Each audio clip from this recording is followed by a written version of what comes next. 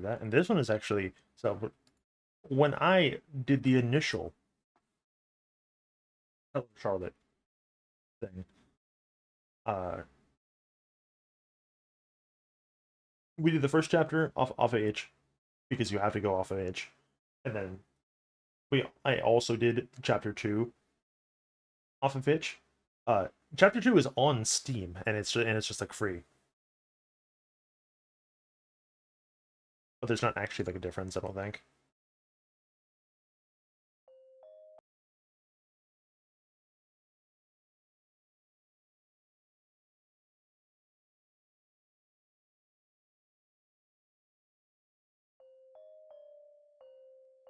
Aside from simply an ease of download. Okay, is this one gonna like fucking cooperate with me?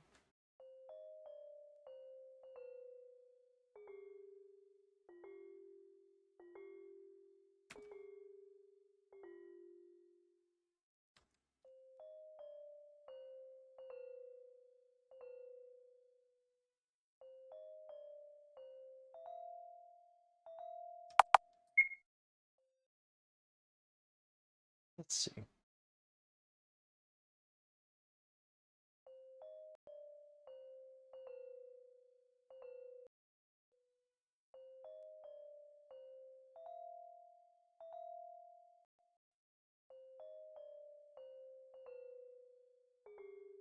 No. Certainly is not. Okay.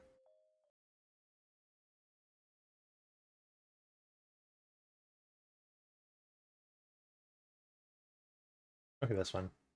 Then I can simply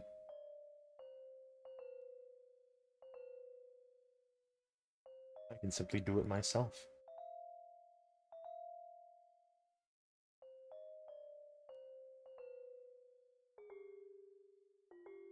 And thank God for that.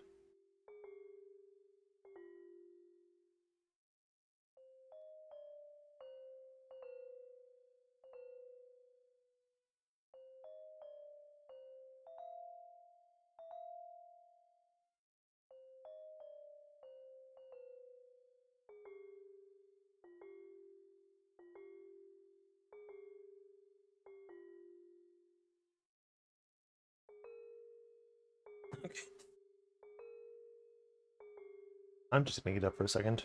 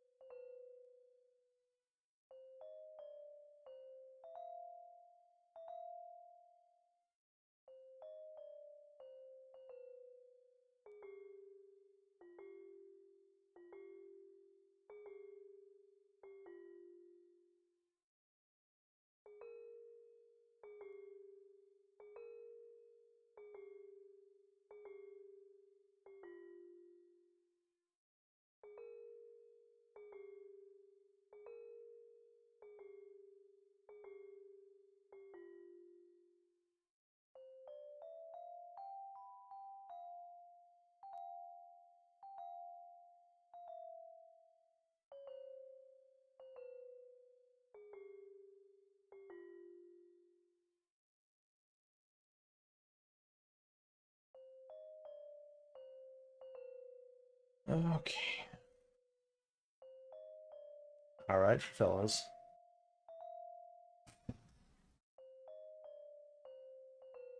So having replayed Chapter 1 in current year, how do you feel about it?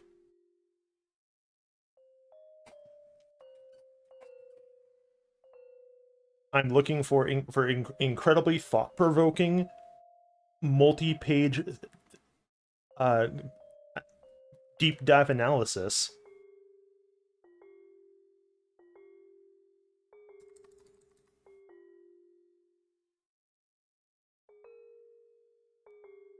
Okay.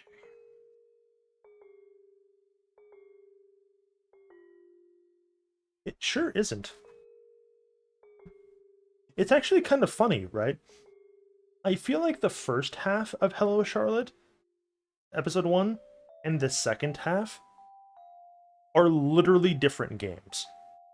And by first half, I mean like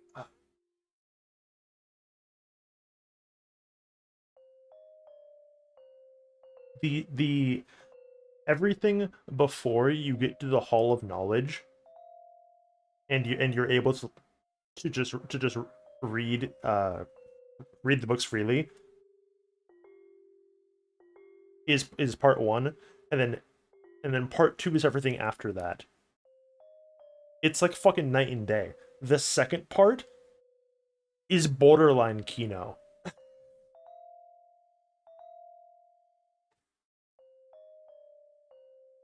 Like it's not, but like it's so much fucking better. And that's probably because like it is like substantially less fucked up, I think. There is less like witch's house DNA in the latter half, and it really shows. Which was definitely like one of the weaker elements of these games. And you can tell sort of that Etherian agrees with me, because as we go through this, that funny haha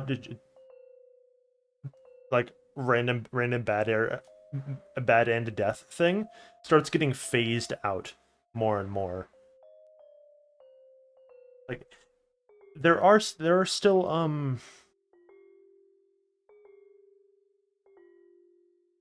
I want to say like I think there are like 12 or to 13 of those death sequences in this game still. Maybe that's too high. There might be like 7 or 8, but like they're like very spaced apart. I don't know if actual Witch's House would be a very good stream. Like I don't know. Like, we've streamed like a fair few of like Witch's House adjacent games. Like Hello Charlotte Chapter 1, definitely. Uh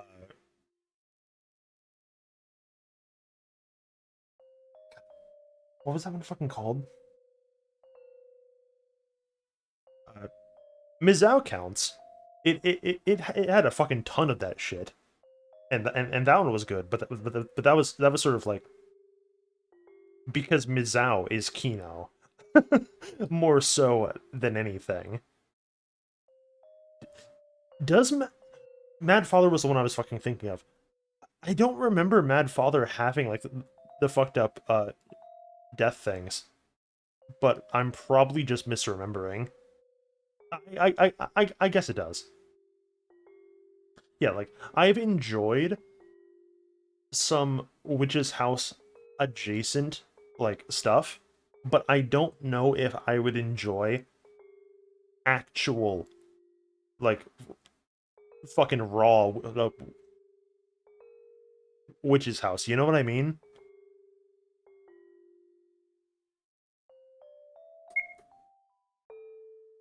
but I don't know enough about it.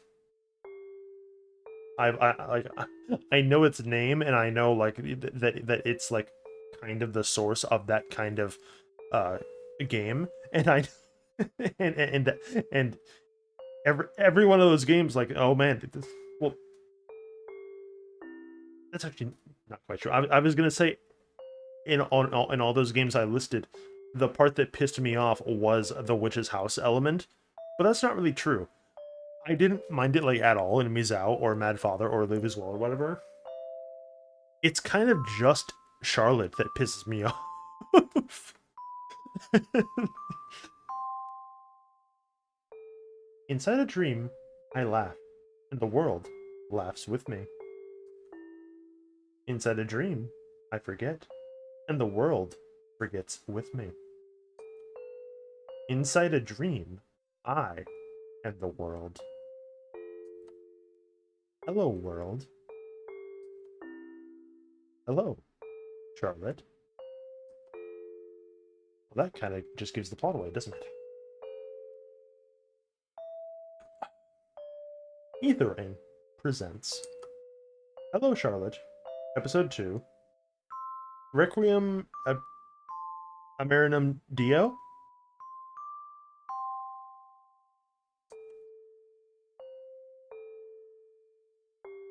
Yeah, not entirely, but in retrospect, like, that's kind of obvious, huh? As the seasons die, one by one, the slumbering god's heavy eyelids open once again.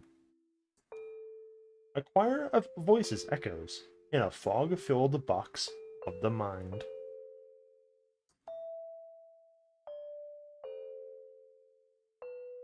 If I see any of you fucking posting via Wooga, I'm gonna do nothing but laugh at you.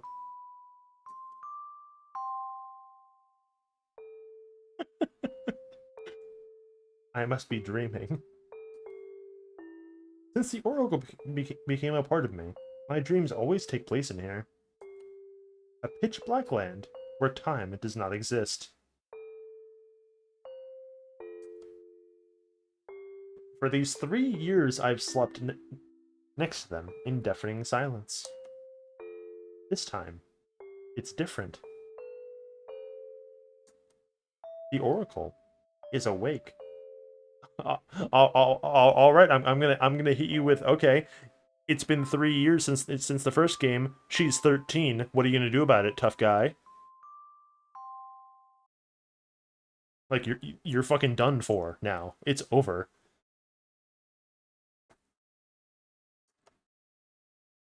Hey, lady, you're looking fit. Is that a new eyeball?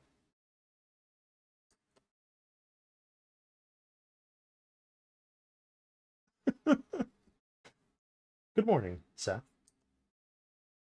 Today we will get up, go to school, and go back to sleep again. Please take care of me. Day 1.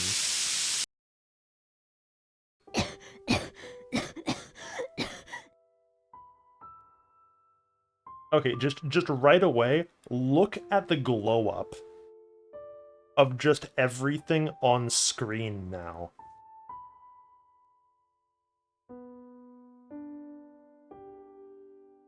Charlotte in episode 2 looks so much fucking better than episode 1 Charlotte. Like, she didn't look bad necessarily, but this is like a huge improvement in my, like, just immediately seeing them back to back like this.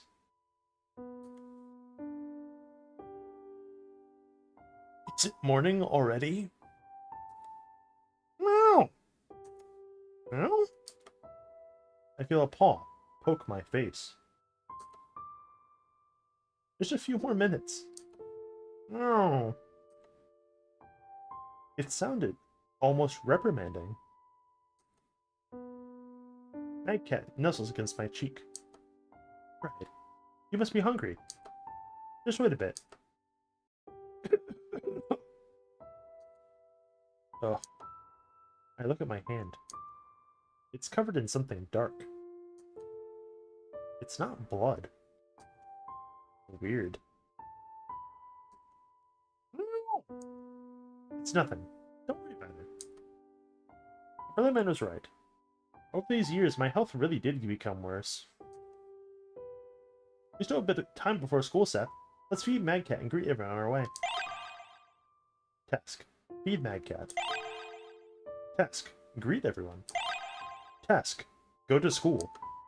God, it's just like real life.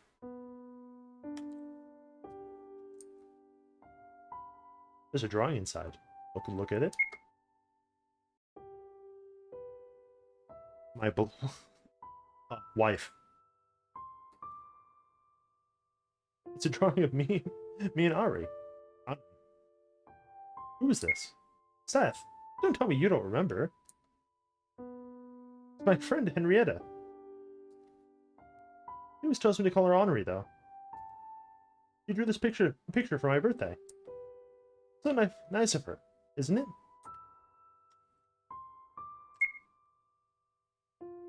So also, look at this goofy fucking portrait that Charlotte gets. It rules.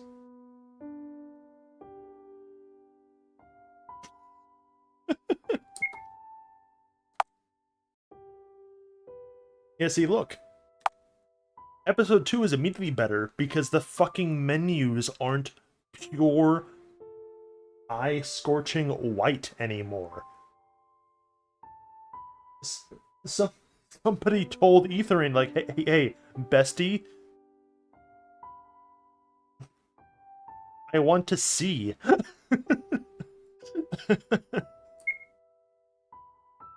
Okay. Puppets. Humans. What do you mean? Okay. Consider, I'm seeing when like the full widescreen shit. I have my entire left monitor is the game, and then I have also my right monitor that is equal size. That is also like 55-60% of that is also the white screen. I'm seeing double what you're seeing at all times.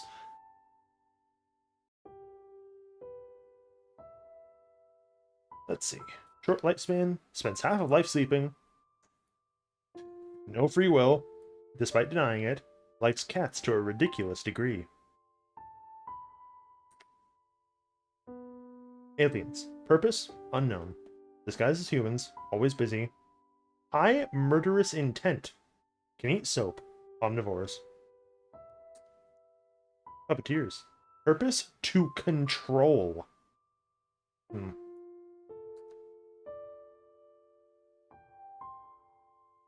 Observers. Purpose? To observe. Government officials? Do not interfere with natural flow of events unless ordered to. Right. Pythons. Type 4 civilization. Ability to manipulate time and space. Dangerous. Every race perceives them differently. Okay, hold on. Let me just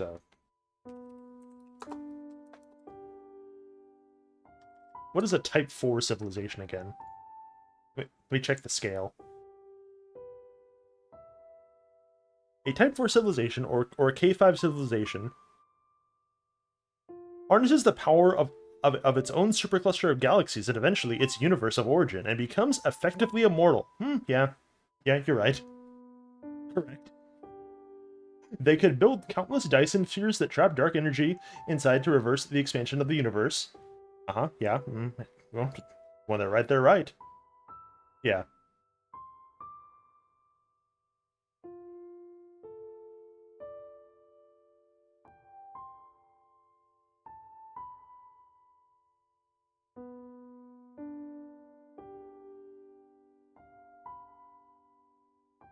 The oracles would do that. Oracle. Purpose? Unknown. Godlike existence. One body vessel cannot contain an oracle in full health. Omnicubes. Omnipotent. Omnivorous. Population greater than those of humans. IIQ. Magcat. Cute as cats, scary as maggots. Love food. Very loud. True. The kingdom of God is within you.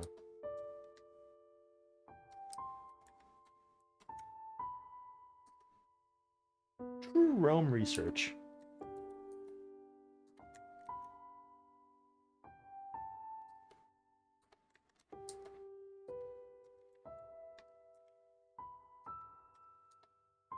Understanding maggots. Eden. The god delusion. The joyous wisdom. Clothes, hairpins, microchips, cockroaches.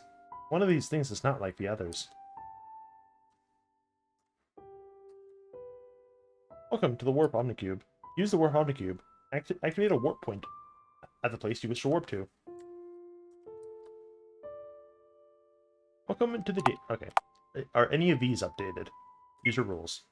Do not turn off the screens. Do not disturb the neighbors. Do not speak of house tenants.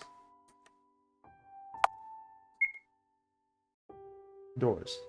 Be polite to the doors with a puppeteer symbol. Bring elevator doors a cool sticker.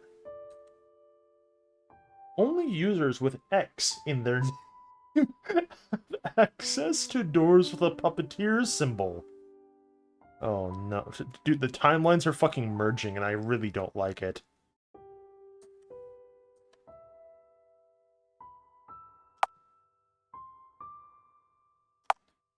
Some shouldn't. Omnicubes. Omnicubes. This is all normal. I saw this before. Liquid soaps, as it may result in unforeseen consequences. Yeah. So that one is all normal. Oh, that is so... Actually, I know why that is so chunky in my ear. I didn't fucking turn it down.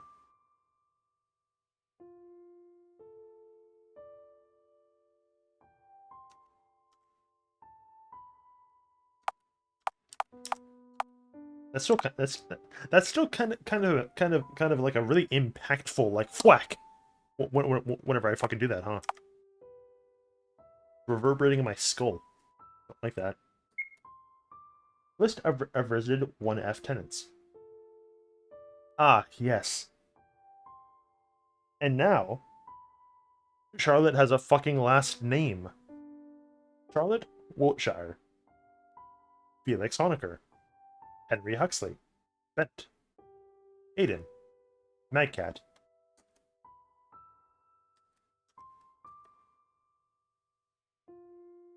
Welcome to the teleport Omnicube. We teleport to the bathroom and the kitchen.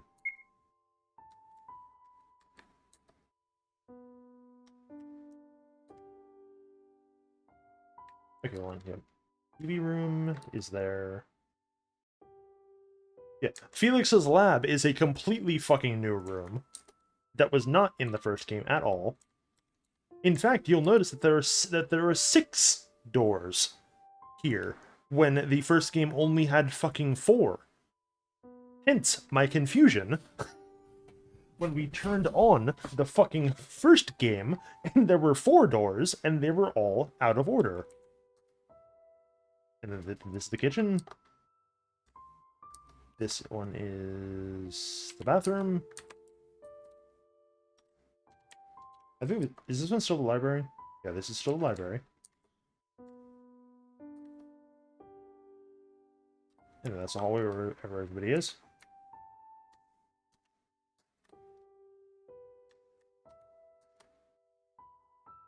The snake who ate its tail. Player synthesizer. He's got this plant for his birthday. He seems to like it more than any being in existence. It's called the Venus flytrap. Venus for short. I know what a Venus flytrap is. Whoa. What's in that face? You look awful. Felix bestie? How do I say what I'm about to say without sounding mean? I don't think I can. Bro? Hello Charlotte 2 Felix looks like a vanilla Skyrim vampire. You fucking seen this shit? Like, look at the way that his nose is tilted, and like, it's fucking identical.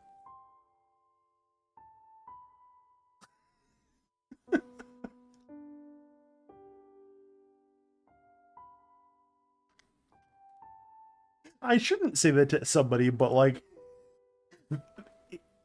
it's 1-to-1. Like, it's not even like, oh yeah, I can kind of see it. Like, it's just what he looks like. It's really weird. And hold on, let me.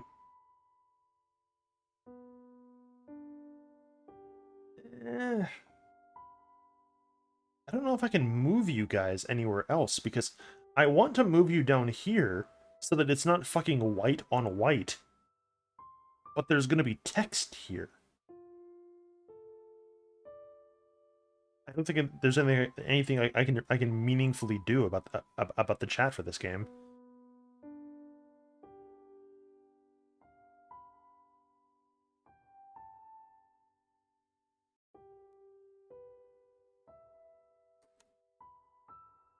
Complimenting me this early in the morning? Whatever. So cold. By the way, wasn't there a kitchen before? Must be the house's structure changing again. Try the second door on the right. Chemicals are bubbling inside the flasks. Charlotte, you guys can't see my mouse. That one in the center is a flask. These are beakers, and then those ones those aren't flasks. Those are a different thing. That's like a separatory funnel. That's like it's not a flask. One flew over the coal's nest. Simulators at simulation and flatland.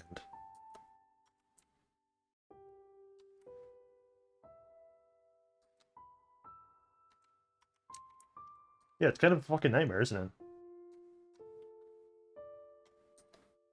Watch TV? No time for it. Exactly. I often remember my journey to the TV world.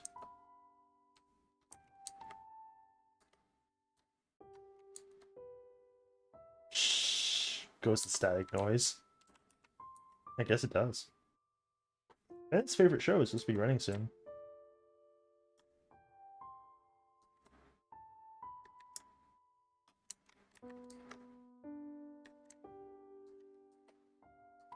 The toilet. There's only a monthly supply of liquid soap inside. Take some. Acquired. Soap bottle. It's blueberry flavored. There is an acidic smell coming from the plastic bag in the bathtub. It's better not to touch it.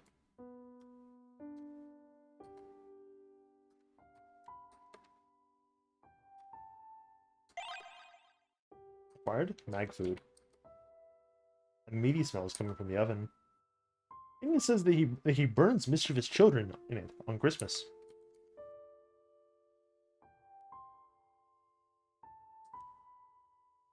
She didn't put it there. The cabinets are full of glass bottles. They smell of lavender soap. What do you mean they smell of lavender soap? Bro, if your fucking glass bottles and shit still smell like soap, you didn't wash them off properly. You can't fucking drink out of those. Are you okay? They still they still got fucking suds in them. Today's special meal is made of failed expectations and lost hope for humanity. My cat purrs with enjoyment. That's a good cat. Bowl is half empty or half full.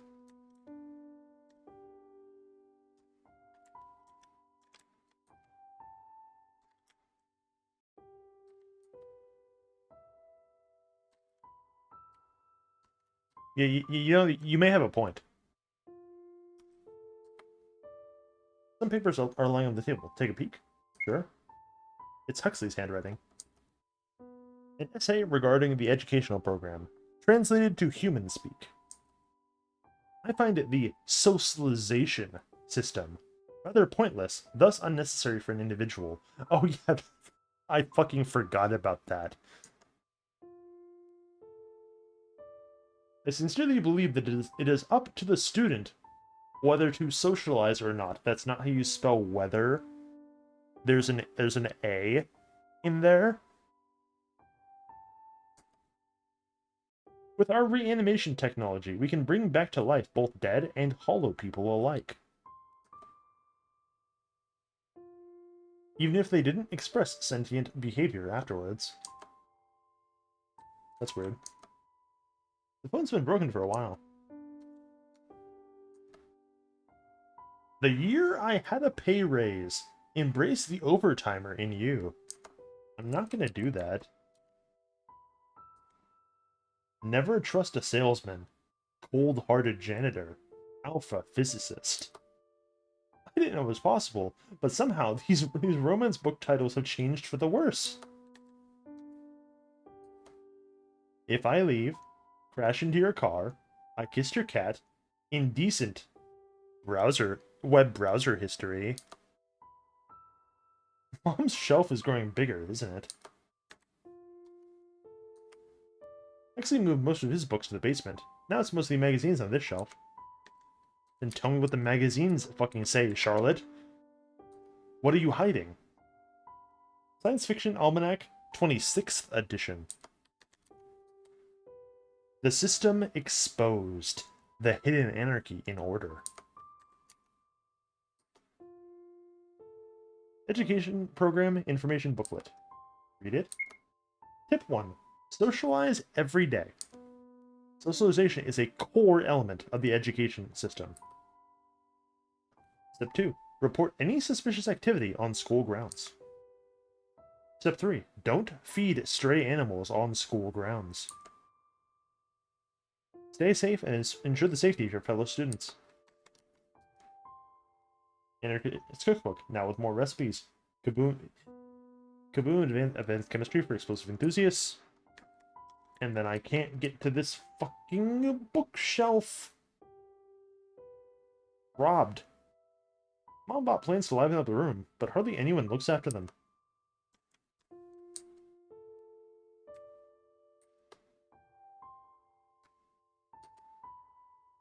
Morning! In high spirits like usual. Good morning, Bennett. Am I explaining why my bathtub is filled with acid? Just asking. Well, Charlotte, if your bathtub was full of acid, you wouldn't have a bathtub anymore. Haven't you seen Breaking Bad? Acid fucking eats porcelain. that very much is a thing that happens. Maybe it's a different kind of acid, I guess.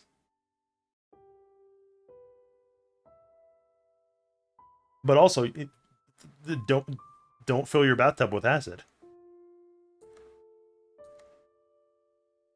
Bennett flees the scene. Should we chase after him? Nah, let's leave the scolding to Aiden. A neat freak's fury can drag even Bennett out of extreme procrastination.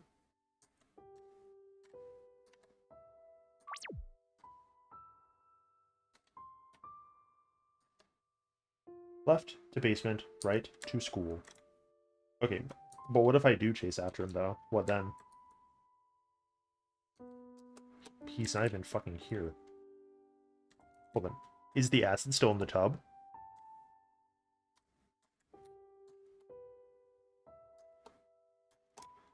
He didn't even fucking fix it. You cunt?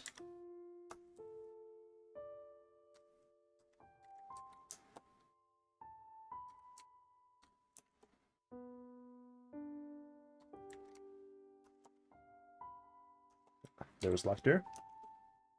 There's a good one. It's Baldwin. There's Archibald. Where is Florence? Where wife? Still sleepwalking after 35 years. Everything I know about humans I learned from my lawnmower. A passion for scalpels. Warning. Mutant spiders inside, reads the label.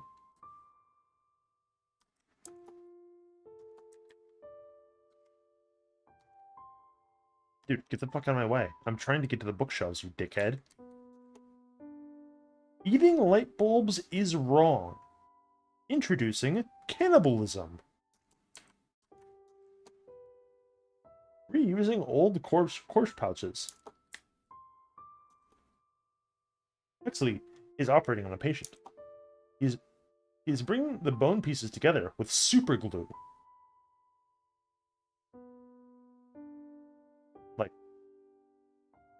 Like normal super glue or surgical glue, because those are two different things. Those aren't the same thing.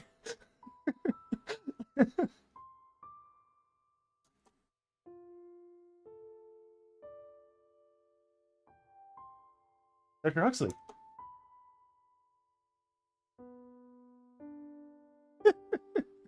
Yeah, you're right. How are you, little Charlotte? Oh, come to think of it, you're not so little anymore. To think, human children grow so fast. Felix hasn't grown an inch in all these years, but look at you. Some things just don't change, do they? Dr. Huxley. Yeah. How is he doing? Ah, Felix? Haven't you seen him upstairs? I thought you two got along rather well. His health started getting worse. We haven't talked much. It's as if he's avoiding me. Sorry. I was just thinking out loud. It's okay. Come for advice whenever you feel like it. Ah. No. Whenever would be a bad idea. As I'm a busy man, how about making an appointment in advance then? Thank you, Dr. Huxley. I appreciate the sentiment, but you really don't have to. I sincerely hope you two make up. Especially since my cute nephew hasn't got anyone his age to talk to. Just like Bennett. Ah, am I talking too much? You should head to school. Here, have a sticker. Obtained. A sticker.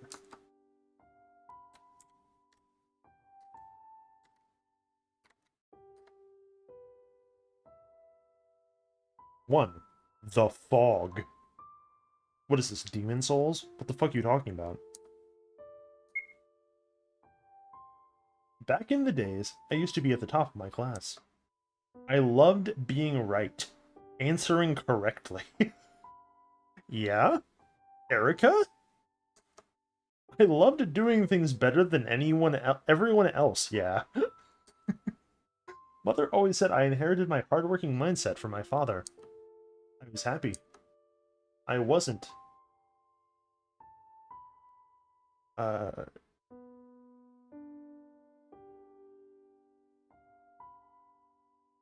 Dunno.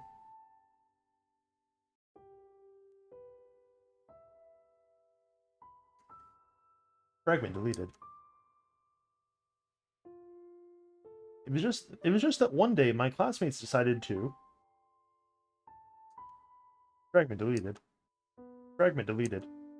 Fragment deleted. Then one day the fog appeared. Bro, you have the mind fog, like fucking. With each passing day, I found my head becoming filled with it until I couldn't think clearly anymore. I've become clumsy, absent-minded, indecisive. Everything to be. Myself for it. One day, I realized that the fog wasn't just in my head anymore. It was all around me, surrounding me, consuming me, shielding me.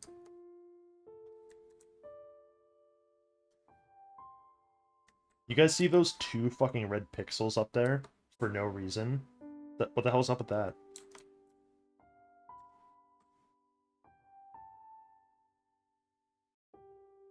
I think that might be like a room error.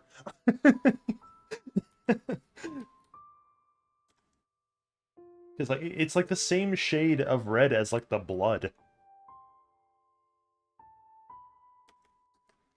Not sure what that's about.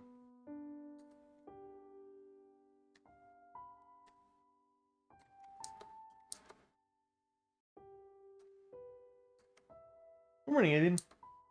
Good morning to you, to you as well, dear girl.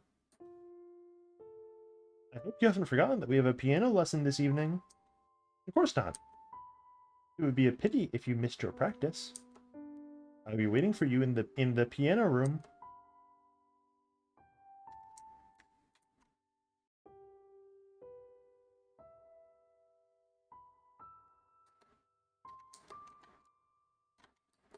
Oh, those aren't real. Piano room. We'll come back here later.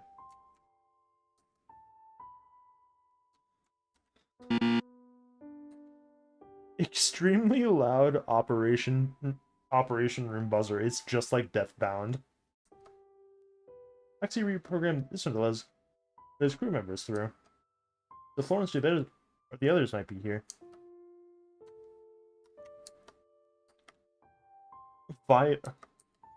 Violent room. It's locked.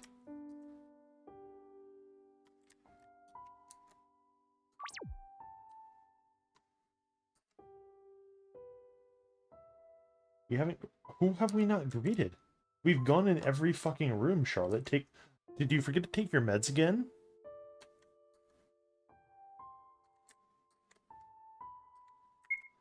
Who's fucking left, bro?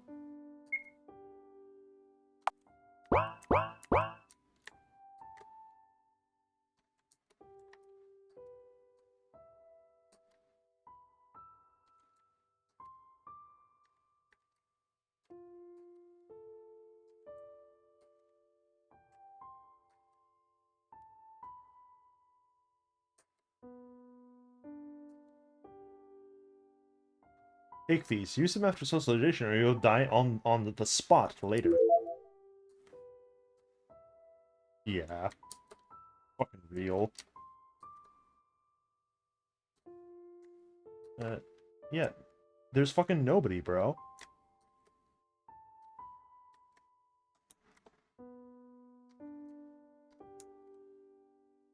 We have quite literally greeted everyone.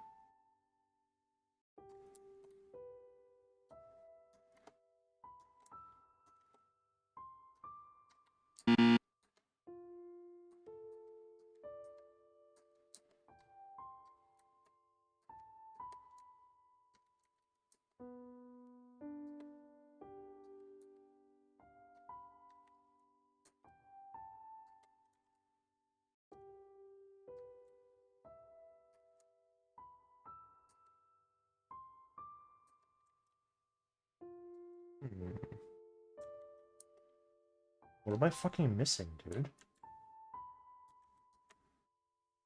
Hello?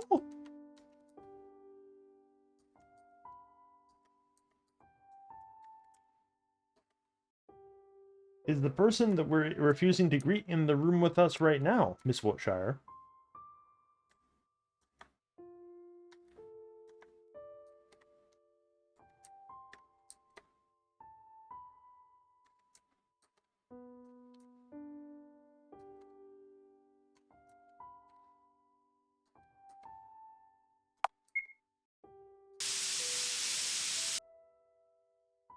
Today, on Panopticon News, truth about eco-food revealed. Who would have thought that the green labels were put on packages only to raise their price? Watch us at 7 p.m. to find out more. Switch channel. With brand new... Well, that's fucking dumb. I greeted him already, bro. With brand new scientifically tested antibiotic technology, you don't have to store our milk product. You don't have to store our milk products in the fridge. Without any life forms in your that's not how you spell fucking yogurt. It will never spoil. Best before, best forever. Life going too fast? Tired of the rush? We got you covered. For just $9.99, 1 minute will last twice as long. Slow zone. Just one pill to savor the moment.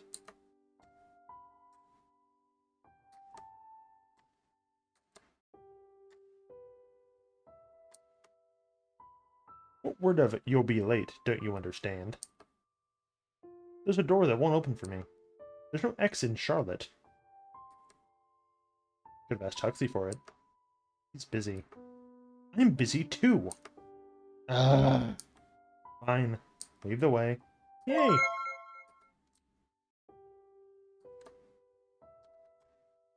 Well, Charlotte, have you considered simply putting an X in your name?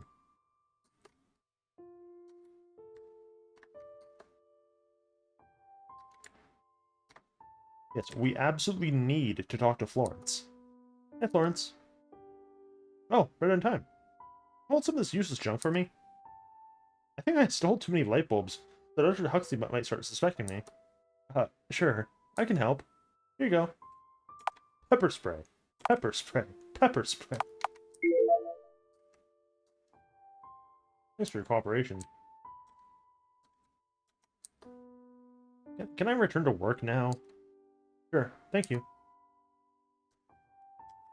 Imagine getting dragged away from your fucking scientific research or whatever, and that's what she needed help with. Like, we didn't even do anything. Now then, onwards to school, Seth.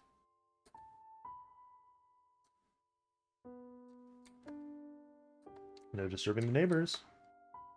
The door we need is the last one. Well, maybe they shouldn't all fucking look the same then. Fucking communist cell block. No open doors today. Rude. I'll leave this one to you, Seth. Riddles are your credo, aren't they? They really fucking aren't. I take out the sticker and place it on my bag. What a nice sticker you have there. Where are we going, dear friend?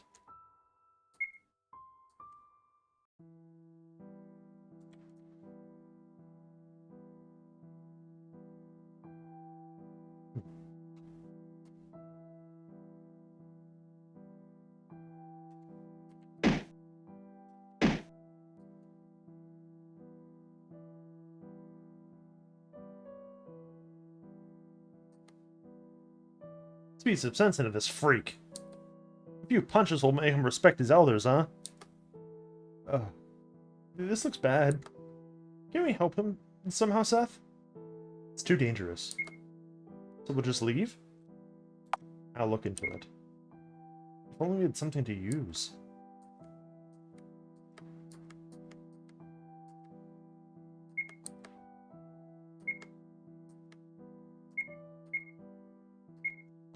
Oh. Remember, kids, it's illegal to carry one. Right. We have pepper spray with us. So who's filthy now? Feel like apologizing yet? I have nothing to apologize for. Is that so? Why don't we cut that tongue of yours?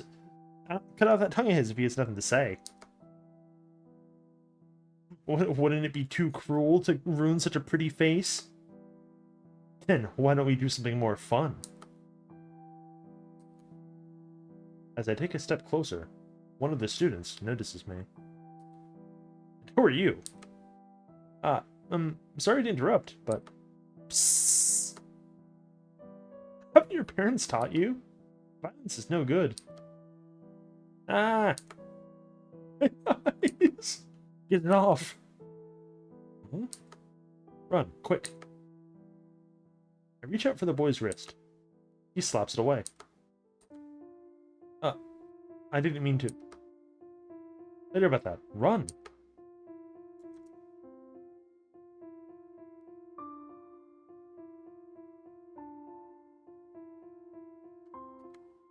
Take a leap down. Phew, we got away. Are you okay? His body is too fragile. Throat hurts.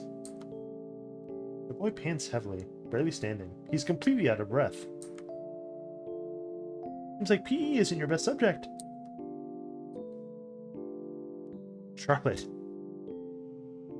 I got curb stomped. Why are you making jokes?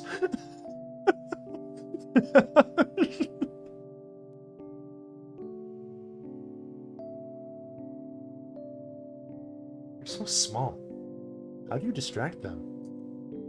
All thanks to pepper spray. I waved the thumb-sized bottle before his eyes. He barely looks up. Lawrence says box cutters and pipes are fine and all, but they're not sufficient in a big fight. I see. What do you do to them anyway? As I have said, nothing. They're contaminated. I only commented on that. So that's what all the filth deal was about. More importantly, won't these people target you? Why would they? Huh? There's nothing to worry about. Everybody at school loves me.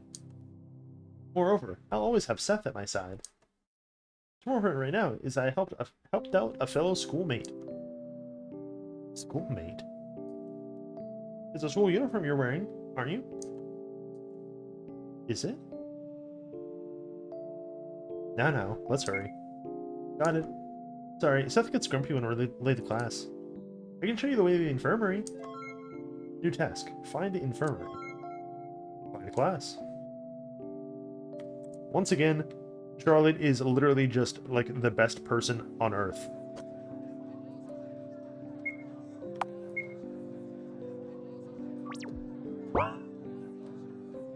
Garden.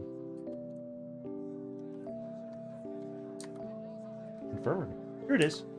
Nurse here is kind, so don't worry. See. Thank you. The boy disappears behind the door.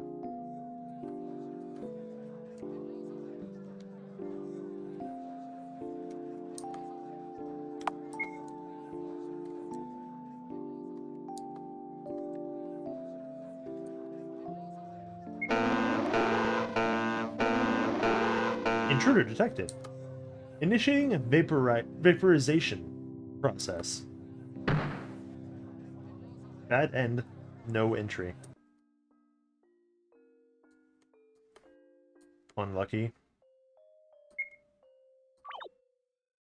You get sent to the fucking principal's office and they just fucking ice you because they won't let you in through the door.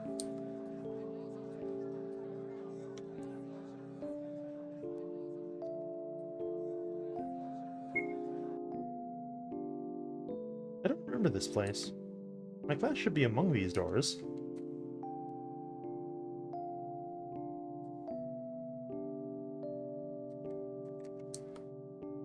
Plus 1A. That's A2.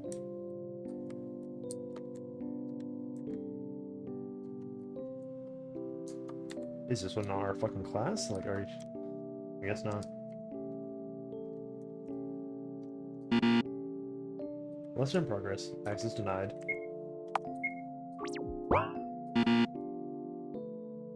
That's A4. Vaporization in progress. Access is denied.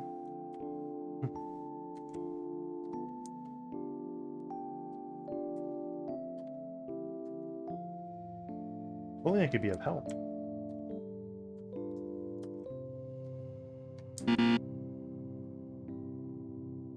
B2. Quarantine. Access is denied.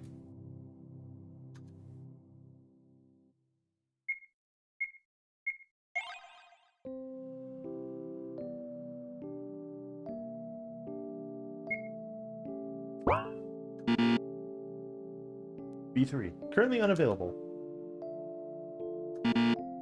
Under construction. Currently held in second dimension. That's rough, buddy.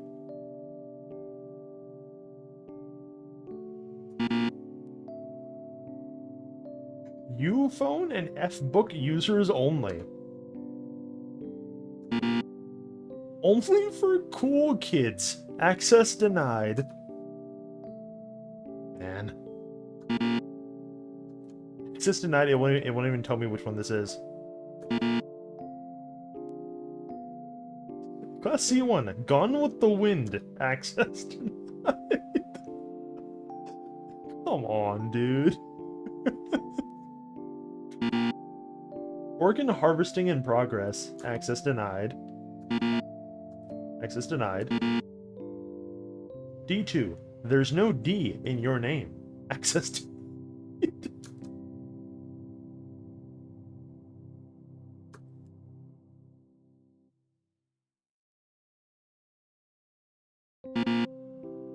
Kept in isolation until summer. Access denied. So I literally don't remember which class she's in. I don't think it's conveyed to you.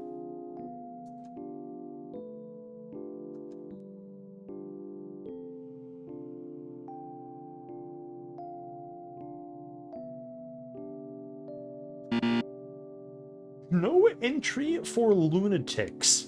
Access denied.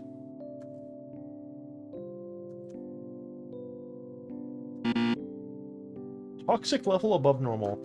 Access denied. Shroom soup in preparation. Access denied.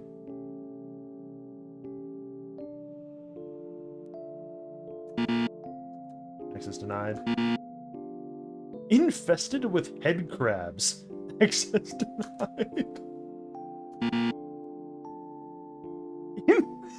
In this class, we appreciate Crocs. Access denied.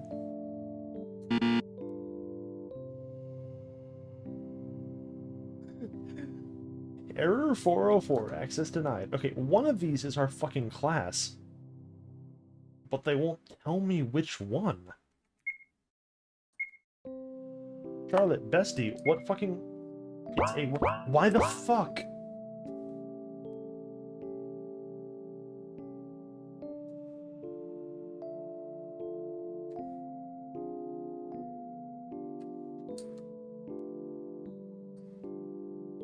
Oh, okay.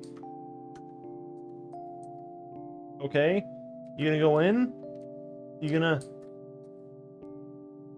Why can I... Huh? What is fucking happening?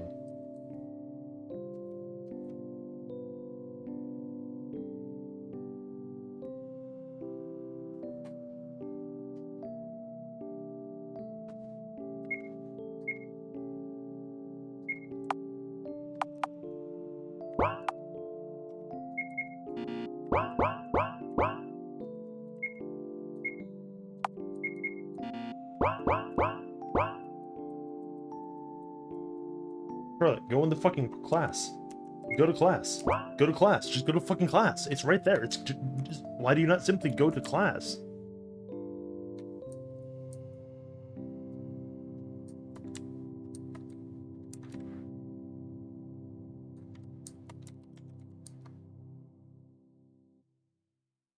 I'm sorry. I'm a bit lost here. Have you seen class A1 somewhere near? Why yes, the very first door leads to A1. But you can't get there without a pass. Then where can I get it? My friend in D3 has one. Go ask him. Etherian, bestie, literally, why would you fucking do this? Like, I'm asking as calmly and normally as possible.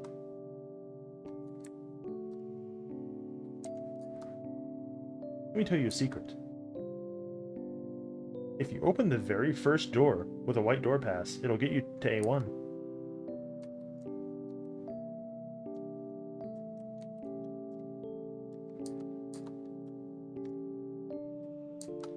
Oh, okay, but that doesn't fucking help me because that what the fuck, dude?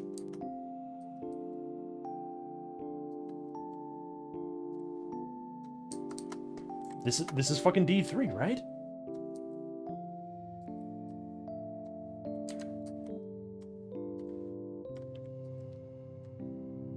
I don't know.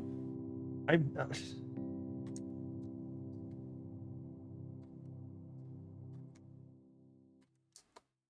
pass? I'm so sorry. I already gave it to the girl from F4. You should definitely go there.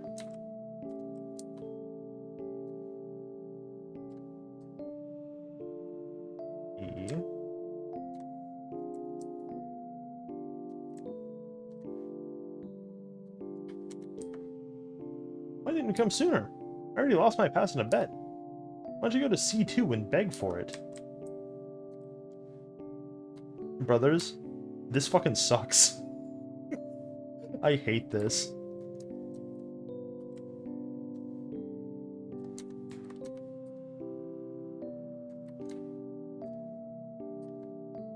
You want to pass?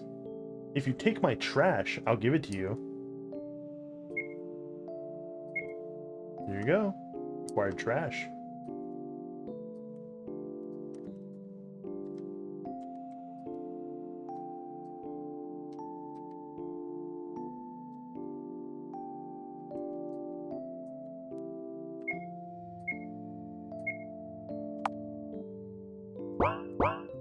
Where do I fucking deposit trash?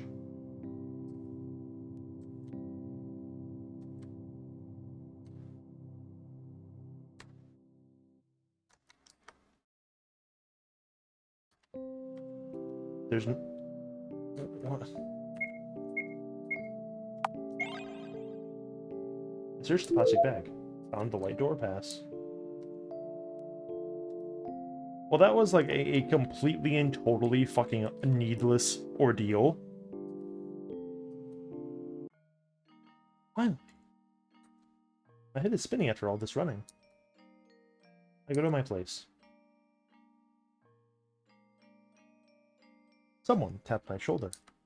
Psst. Henry, what took you so long? I thought we were gonna check homework before class. My bad. I ran into some trouble on the way here. Oh, really? Wartshire. Wart Hall. No talking in class, please. Henry loudly clicks her tongue. We're so sorry, teacher. You apologize, too. I'm sorry. No, see... Henri, bestie, you can't fucking do this when Charlotte is like this. Look at her. She's gonna fucking cry. You're over here being being a saucy bint, and she's filled with like Catholic guilt right now over this. She's gonna fucking jump off a bridge.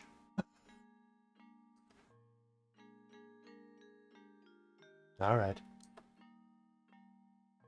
Attention, everyone. We have a new student in our class.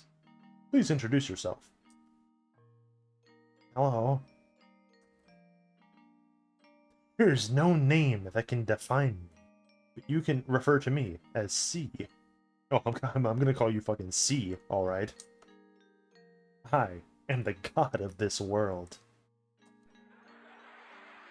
Class explodes in laughter. Don't be afraid. I won't be staying here too long.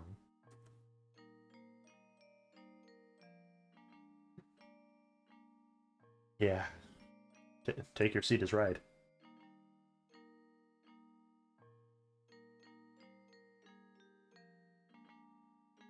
Fucking Wordsworth.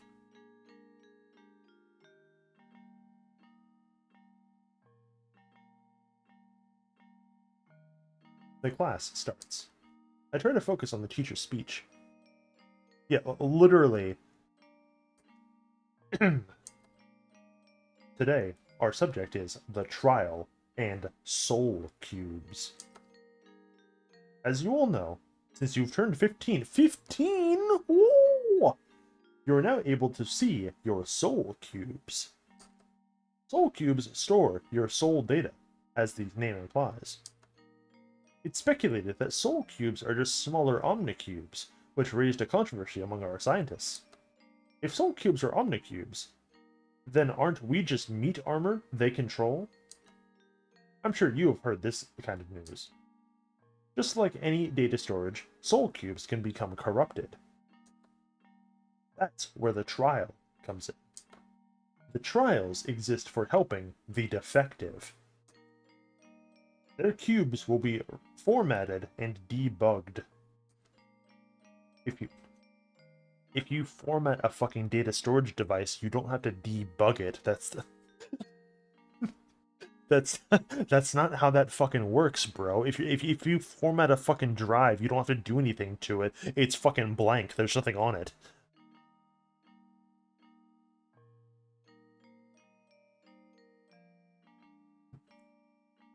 Our school is proud to certify that it's usually one person a year, but sometimes it's two. As you all know, the annual 75th trial will be held quite soon, which all of you will attend for the first time. Who can explain the purpose of the trial?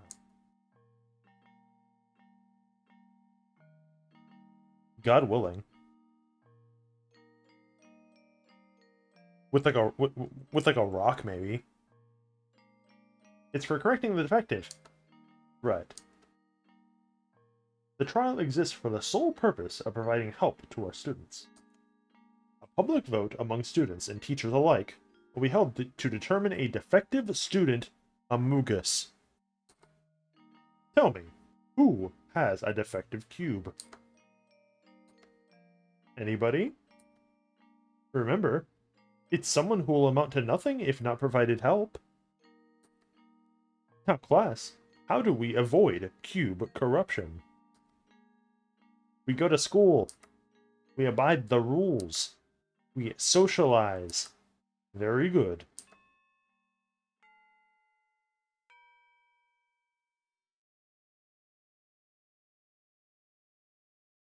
Now let's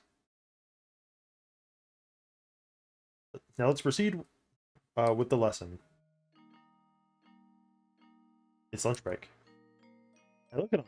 We always eat together after all. She looks like she's about to cry.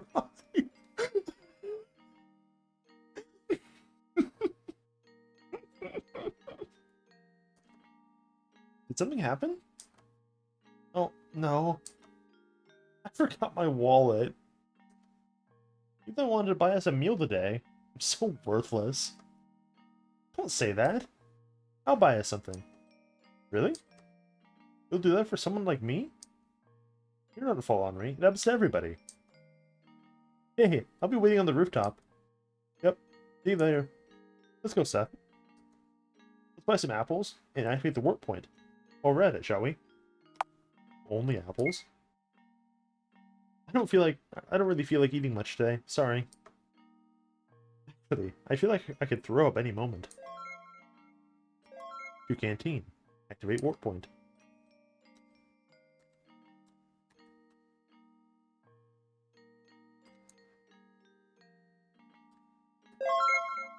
Warp point activated.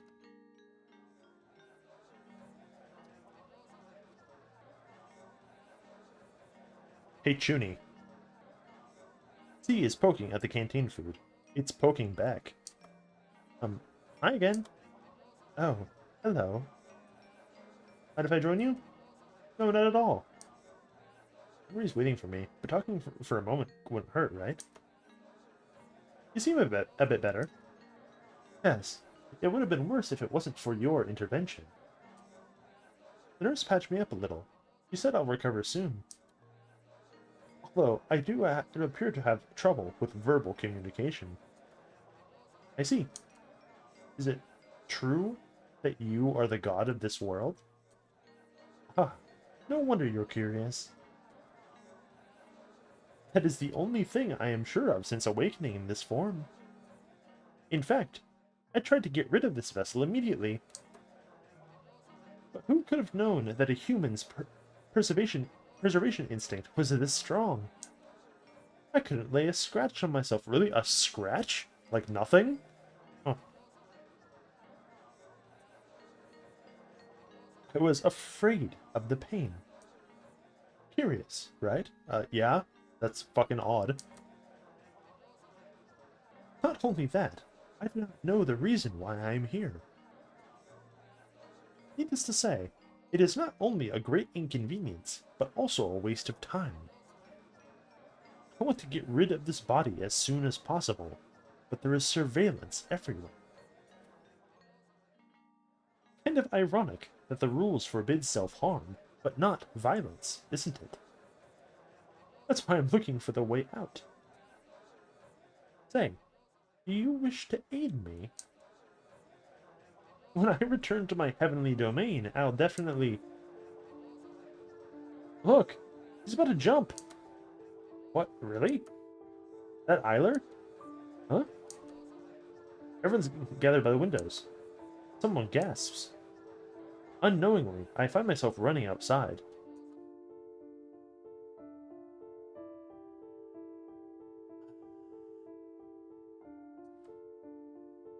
What's with the commotion? I can't see. I know her. It's our class rep, Scarlett Eiler, an all-A's student and a student council member, an athlete, and an unrivaled beauty. Yeah? Is that right, Charlotte? Who always gets what she wants. An ideal person. We never really spoke, but she was always the one to establish discipline in our class. Now that I think about it, Scarlett Eiler was a scary person. Unapproachable and reserved. She gave off an air of intimidation by her very presence. Not my type.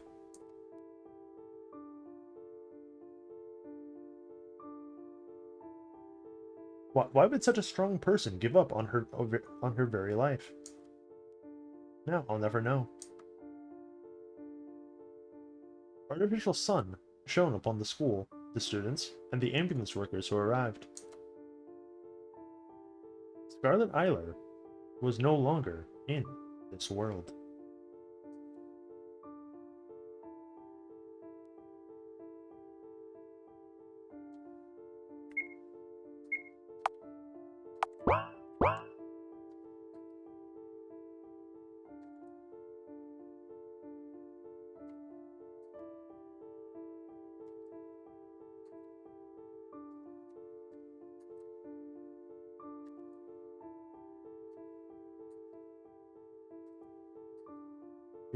We probably just go straight to bed after that, huh?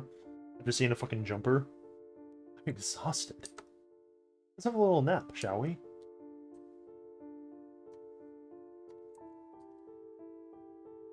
I exhaustedly cover myself with blankets, falling asleep as my head hits the pillow.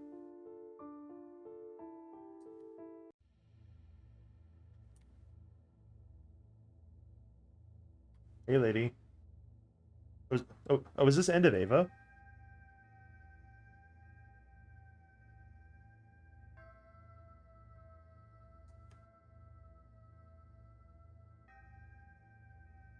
Now that is high-grade nonsense. To die, to sleep, to sleep, to sleep, to sleep. Perchance to dream. Aye, the pains of time. The rub. For in the pale cast of troubles and arrows of outrageous fortune.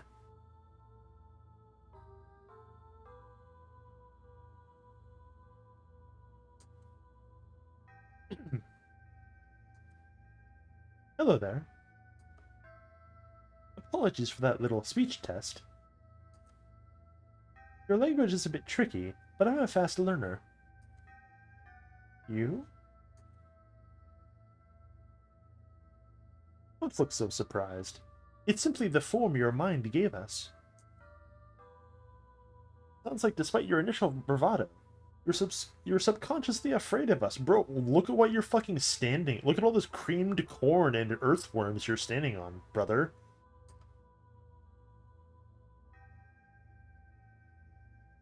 So we took a more masculine form, although the concept of gender does not apply to us. Feel free to refer to us as Frey from now on, if you feel like it. After all, our appearance, misspelled fucking appearance, there's an A right now, is one of a male Pythia. Oh. Am I dreaming? Technically you are. However, the fact that we'll meet the next time you go to sleep, and the next time after that, remains. I slumber by day, and wake up by night. Wasn't it us, just a moment ago? Isn't it easier for you to talk to me this way? Yeah, I guess so. You look sullen. A girl from my class committed suicide. A pity. Were you friends? We weren't. Acquaintances? Not really. A complete stranger, then. Should it matter? Don't put it like that. We're classmates. You are sorrowful now that she's gone, but you couldn't care less during her lifetime. Have you ever had a conversation? No, I just... She was so unapproachable. An ideal person. Charlotte, I think you're fucking gay.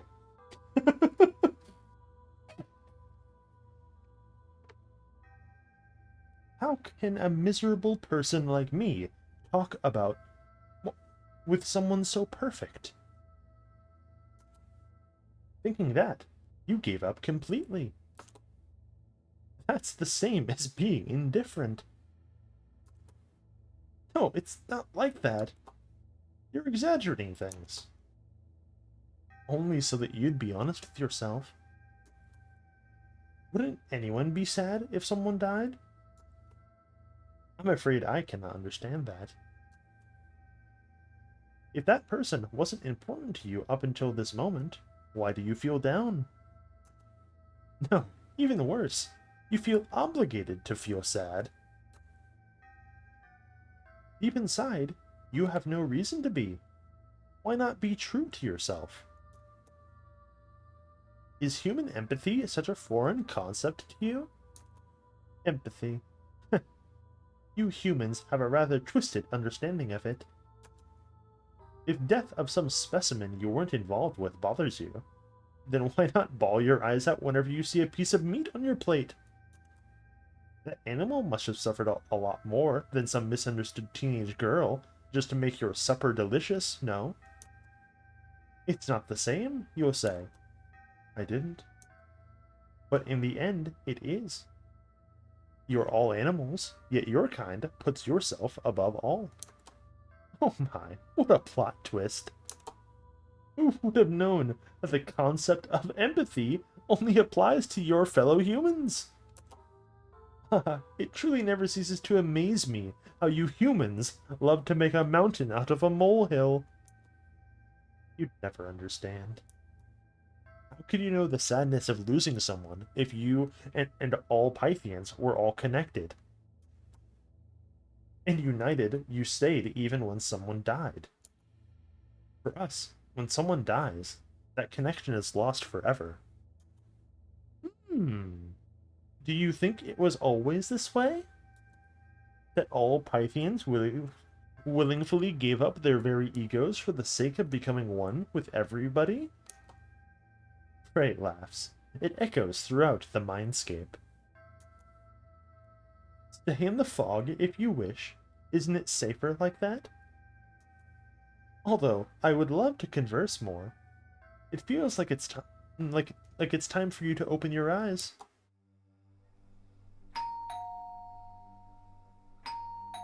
Who can it be at this hour?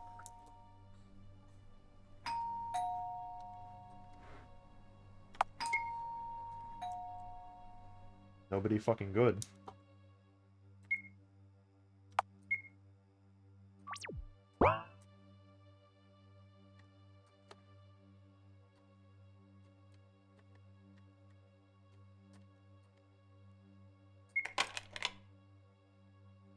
Wise choice.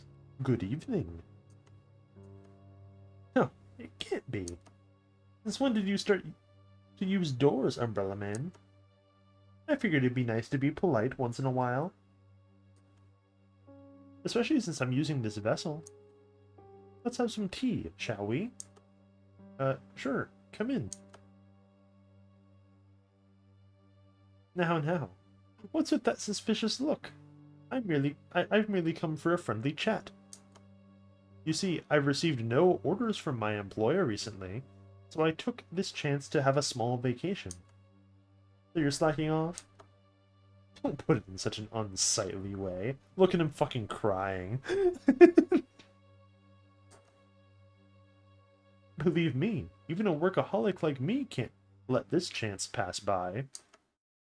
After all, such a chance comes once in eternity. Umbrella Man chuckles at his own words. Wonderful, isn't it? I suppose it is. He always seems so busy. And believe me, I truly am. But enough about me. How's school? Well, I helped a classmate today. Oh? You needn't have. Why's that? I'll spare you the details, but there's something I know for a fact. That boy was destined to die in that alleyway. That's just cruel. He is a good person. He doesn't deserve it. It's not about deserving, my dear. It's just that his sole existence threatens this world. I'll put it that way. As long as he exists, this route is doomed for a bad ending, no matter what you or your beloved puppeteer do. I hope I made myself clear. Anyway, I'm glad to see you in such high spirits, despite your worsening condition. Is it that bad? It wouldn't be an exaggeration if I answered with a yes. The circles under your eyes have gotten darker, skin color more pale than ever. Have you been eating properly? I don't feel like it recently. My. You have a doctor living under one roof with you. Why not pay him a visit? Or are you afraid to admit your condition has been worsening even more? You're right. I really should. Yet you haven't done so. I don't want to cause anyone any more trouble. Ah, so that's the reason you're reluctant to take measures. I see. Ah, youth. I used to be young too once, you know. That sounds weird when you say it wearing a boy's face. Hush. This is merely a vessel after all. Pay it no mind. Anyhow, friendly chat aside, recently the number of abnormalities in this dimension has been increasing. Screens and door locks malfunctioning, world expanding, people missing, a living hell. Do you know anything in regards to that matter? Have anything to tell me, perhaps? Well, the Oracle has... My. Don't tell me the slumbering god has awoken. Might it be that your body has begun to collapse under the pressure of the Oracle's corpse rotting inside you? When you put it in such a lighthearted tone, I'm almost not worried of what will eventually happen to me. Death is merely a release, my dear. Still, leaving this world might be too early for me, sir. Umbrella Man shrugs. Oh, it is your choice, as it was your choice to stop taking the pills. I don't need those anymore. Right, you don't. Just keep it in mind that the Oracle is no longer the divine being you met 3 years ago. For it's not but the rotting corpse of a god, no longer sentient nor self-aware, with your very mind giving it shape. A parasite of your mind.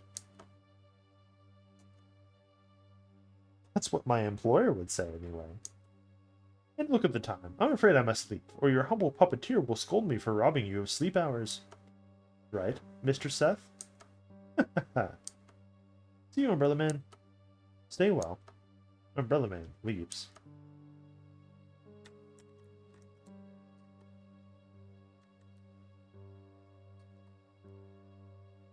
This is already debatably more plot in like an hour than we got in like the whole of episode 1, I feel.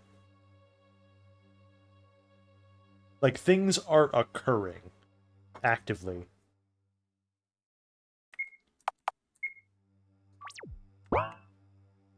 Whereas most of episode 1 was us just doing fucking funny puzzles and whatnot. I fall asleep the moment my head hits the pillow. Time to talk to the Cretan Corn deity. Welcome back, Miss Wiltshire. Sorry, I don't feel like talking. Is that so? Well then, I won't burden you with conversations. Instead, how about a bedtime story? Ah, and don't stand so far away. Come, sit beside me. Sorry, I'm not very comfortable around you. Is that so? Oh wow, they actually used the question mark this time. Instead of the period that they've been using for is that so. Literally every single time for the entirety of episode 1 and every single instance of it until through episode 2 up until right now, it's just been a fucking period. And I don't know why. Huh. There's no helping it. It's all a dream, remember? So make yourself at home. I reluctantly sit beside Frey. Now, back to the story. Do you know the tale of the Ink and Paper Princess?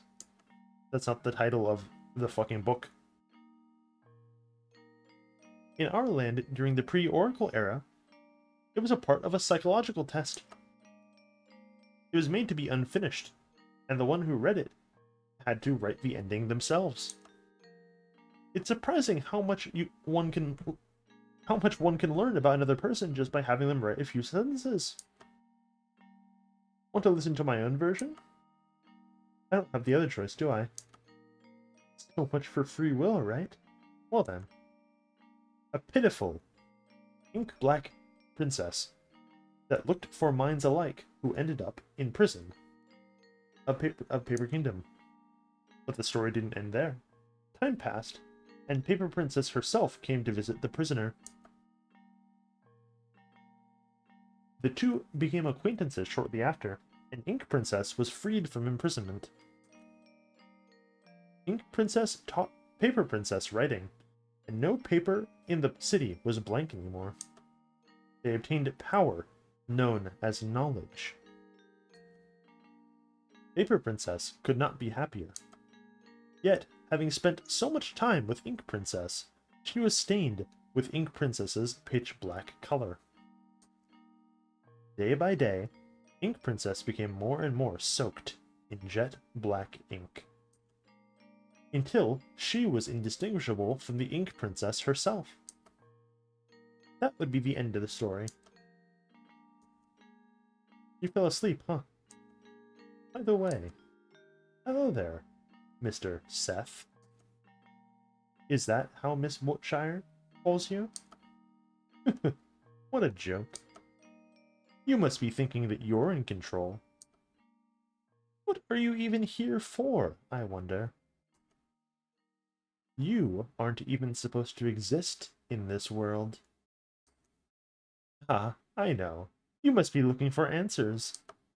But I'm afraid you won't be getting any. Because you see, Miss Wiltshire is an unreliable narrator. When she's right, she's right. It's getting worse.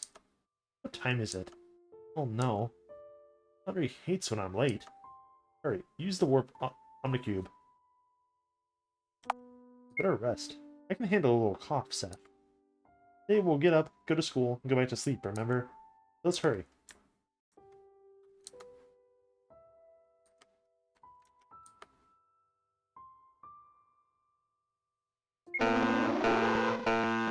The system's shutting down. Initializing self-destruction.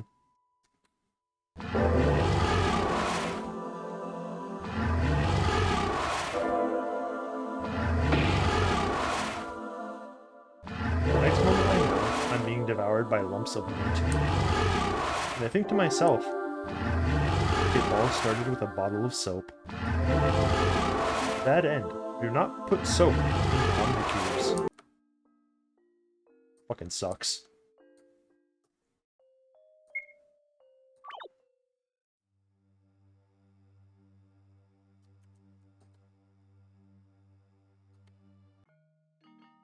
Okay, so we're gonna have to go through a little bit of dialogue.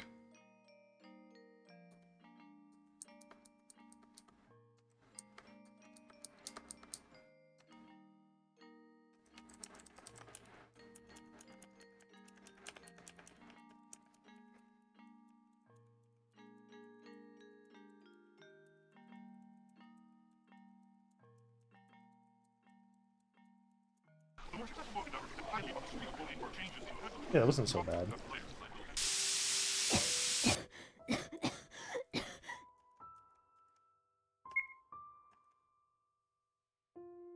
Keeping schools against the rules. You should know better than anyone.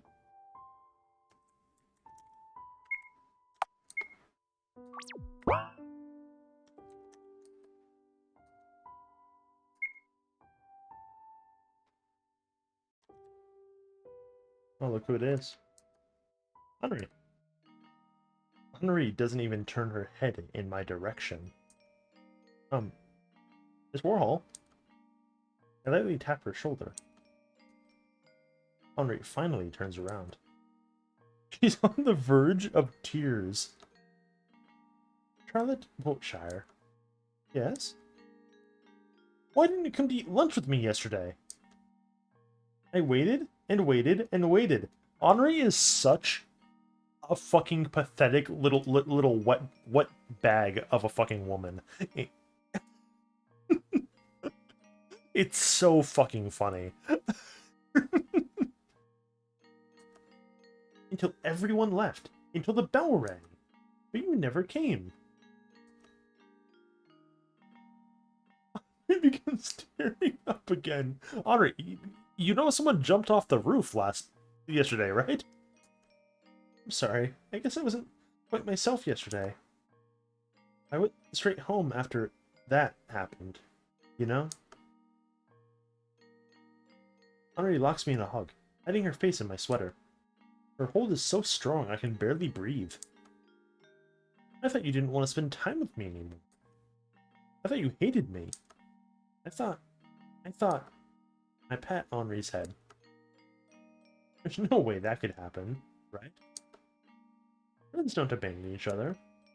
Yet you did the opposite, you liar. Please forgive me. I won't do that anymore. You promise?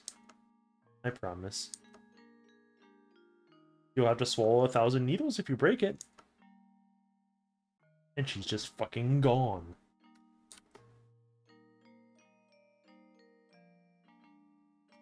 Our god is a loser.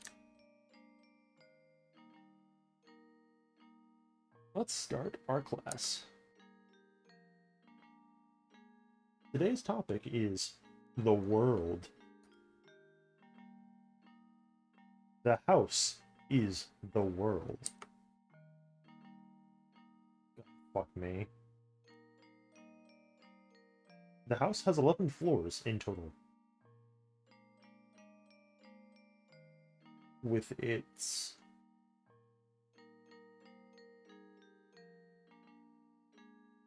I'm gonna fucking cry, dude. This is like... The moment you give me extended amounts of this text, like, it makes me want to fucking throw up.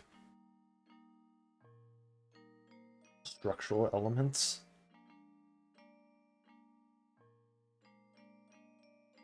Structural elements, changing...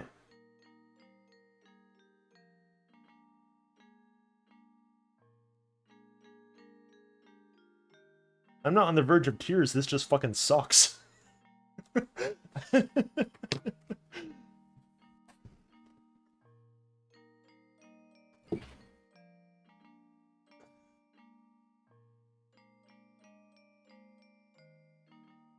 Structural elements changing their location on a monthly basis. Please?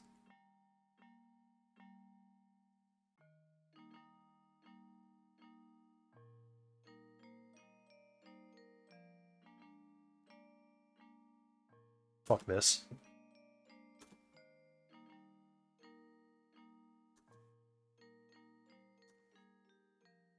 Yeah, no, dude, like, absolutely fucking not. There's no way. There was like 4 more fucking text boxes of that shit. Not again. Are you okay, Miss Wiltshire? I'm alright. I just need to use the bathroom.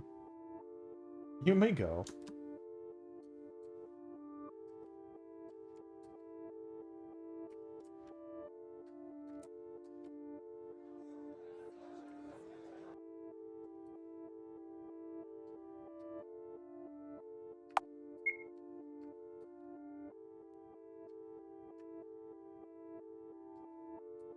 Bro, I don't know where the bathroom fucking is.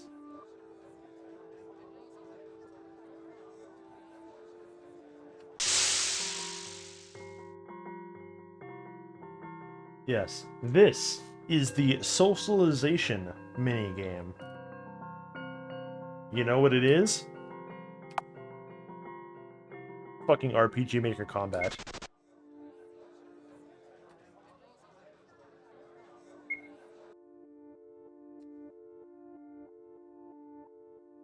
You know what it isn't? A good addition.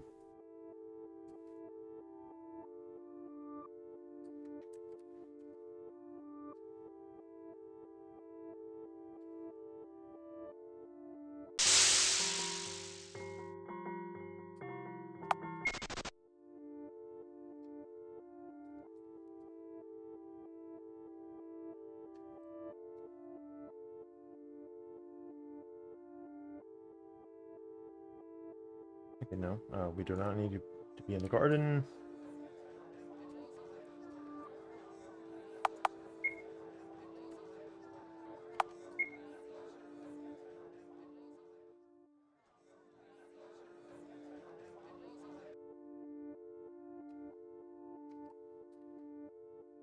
Tap doesn't work.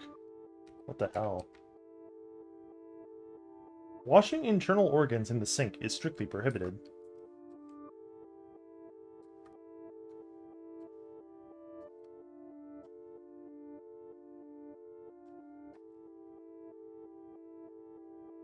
Where, bro, which one of these is the fucking bathroom?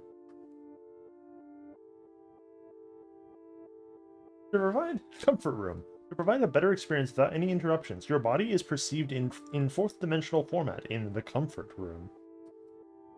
Talk without worry about appearances. Chill without being anxious about being looked at.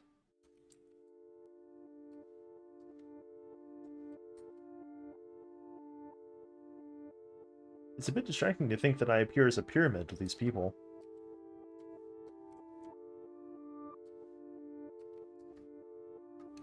Rooftop. Library. Yep, what? Bro, where's the fucking bathroom? Genuinely.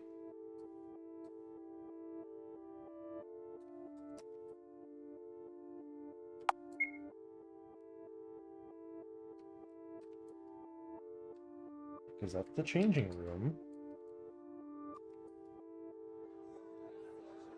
This is the fucking canteen. What? We went in there and there was fucking nothing in there for me to do, dude.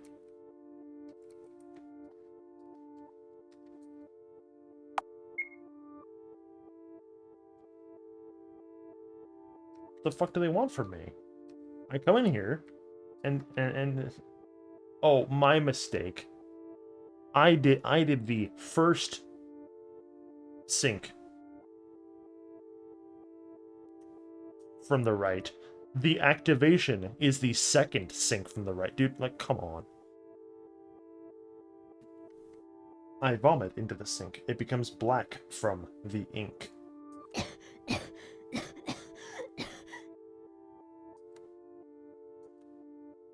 I notice C standing by the sink nearby. Oh yeah? If that's fucking C, then how come when I talked to him earlier, he didn't say anything? My head must have been spinning so much that I didn't notice him. C washes his hands and face again and again, frantically pressing the soap dispenser button over and over. I carefully place a hand on his shoulder. It stiffens at the touch. Stop it. You get blisters on your hands. I can't. I washed off most of the soap, but I still feel dirtied. Soap? No, that's soup. My fellow classmates smashed my head into a worm soup. Oh, it must have felt horrible. Yes. In fact, everything I touch feels contaminated. I just can't shake off the feeling of disgust. I think that's called being a germaphobe, you little fucking chuny. I see. Suddenly conscious of myself, I remove my hand from C's shoulder. How about you? You don't look well. I've known better days, I have to admit. But I'll manage. Seth is there for me. Is that so? Again with the no fucking question mark. Oh, the lesson has ended. I left my bag there. See you later. I waited to see. Huey is back with a little uncertainty, as if testing the new gesture.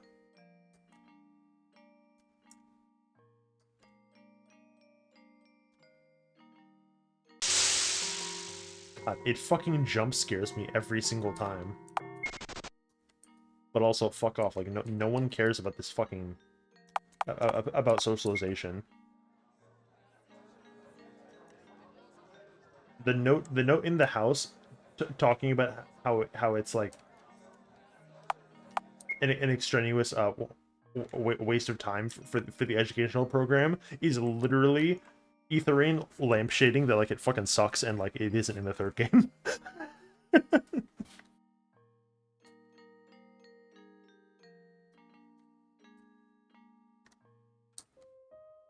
My bag's gone. What is it, Biswartshire? I'm very sorry. I can't find my belongings. The class laughs. Maybe someone accidentally took it. Excuse me, I'll go look for it. Teacher, can I go too? Why would you, Miss Warthall? Because I want to help, of course. 2 heads are better than 1. Okay, you can go. Honey runs to me with a with a happy grin. She's not in this room. You know that, right? I'll help. Charlie, don't fucking call me that. Thank you, Henri. I appreciate it. New task. Look for the bag.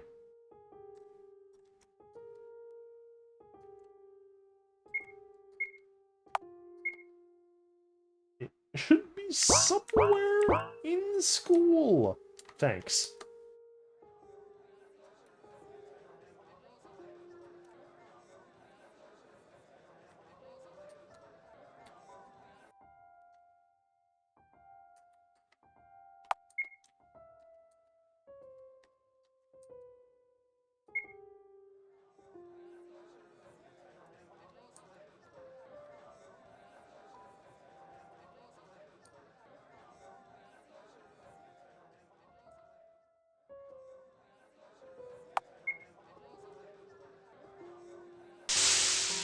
Episode 2 really just has like a lot of this, doesn't it?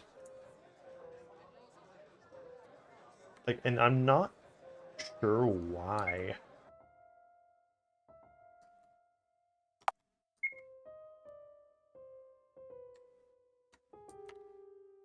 I don't think it's in there.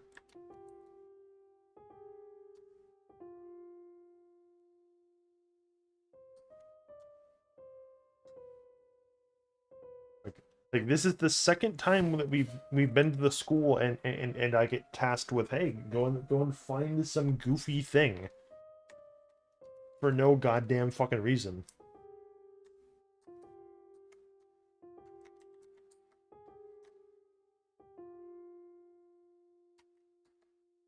I don't think it's in there. Well, why don't you fucking just tell me where it is then if you fucking know?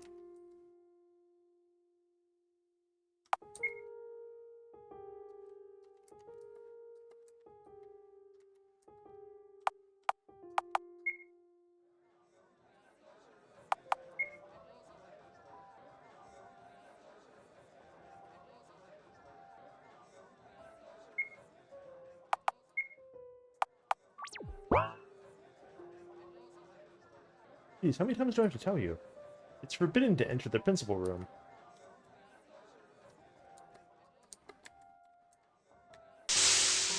Well, Henri, see, the thing about that is, like, you aren't helping me fucking look for the thing.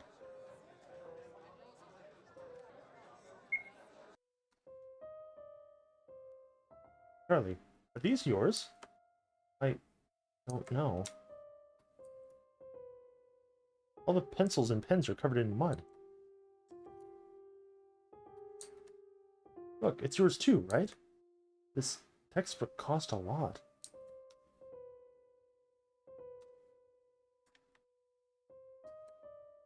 That's another textbook. I wonder who did this.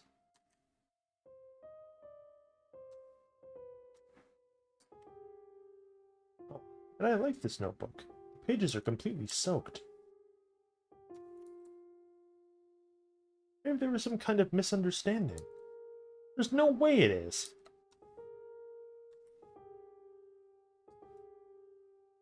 Anu picks up another notebook. Did I do something wrong?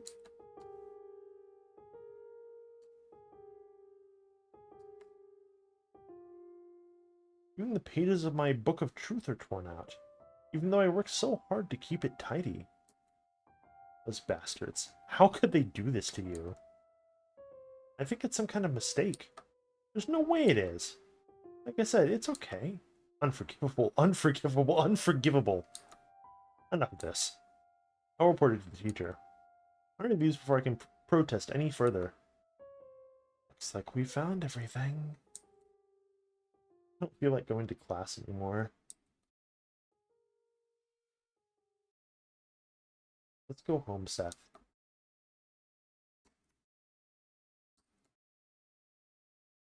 I'm home. Took you long. Hey, what happened? Is something wrong? You're covered in blood. Don't worry. Must be mine. That's exactly what I'm worried about, stupid. You need to see Huxley. Now. It's nothing important, really. Uncle's rules. No objections from the sick. Felix clumsily drags me to the basement stairs, tugging me by the sleeve. What were you doing, even? I talked to God today.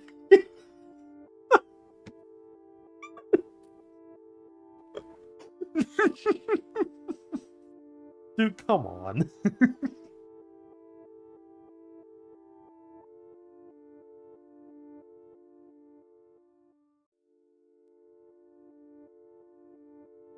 This game's awesome.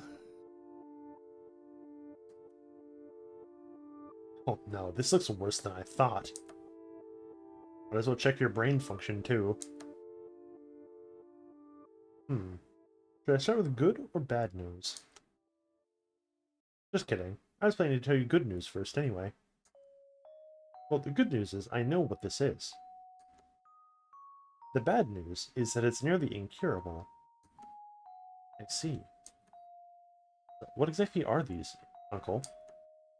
Heart wounds, as I like to call them. This kind of disease is quite common for those in their adolescent period, just as you are now. When you're stressed, anxious, or hurt by words and actions of others. These wounds inflicted upon you will manifest as scars in your body, mostly in your arms to be more specific. It's not lethal, but it'll cause you some minor inconveniences. The good side to this disease is that although your body will become vulnerable, your mind will receive less damage. Isn't that wonderful? I suppose so. There's something to laugh about. Now, don't be so harsh. Can't you see our little miss already has a weak immunity to her environment? Whatever. I'm going back to work. You forgive him. No, I'm not angry. It's just I don't understand why he is. He must be worried about you. Am I wrong? He shouldn't be. I don't deserve that. You must be thinking otherwise. Take care, little one, will you? Don't worry. Seth will make sure of it. I'm sure he will. Good night, Dr. Huxley. Sorry for troubling you at this hour. It's nothing. Remember my clinic's motto. Healthy people are not welcome here. So there. Feel free to visit when you're sick. For now, I'll get back to work. Your social stamina has increased. Task, go to sleep. Yeah, I'm getting there.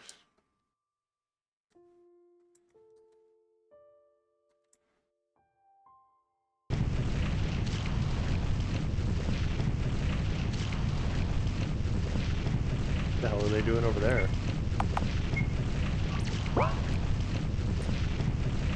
A hideous smell is coming from the kitchen. I tried the door handle. It's locked.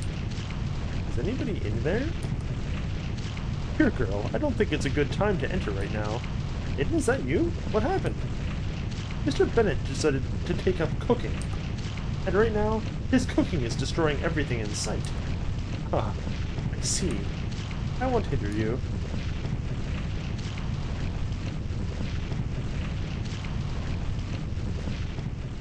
Good night, Seth. Rise and shine.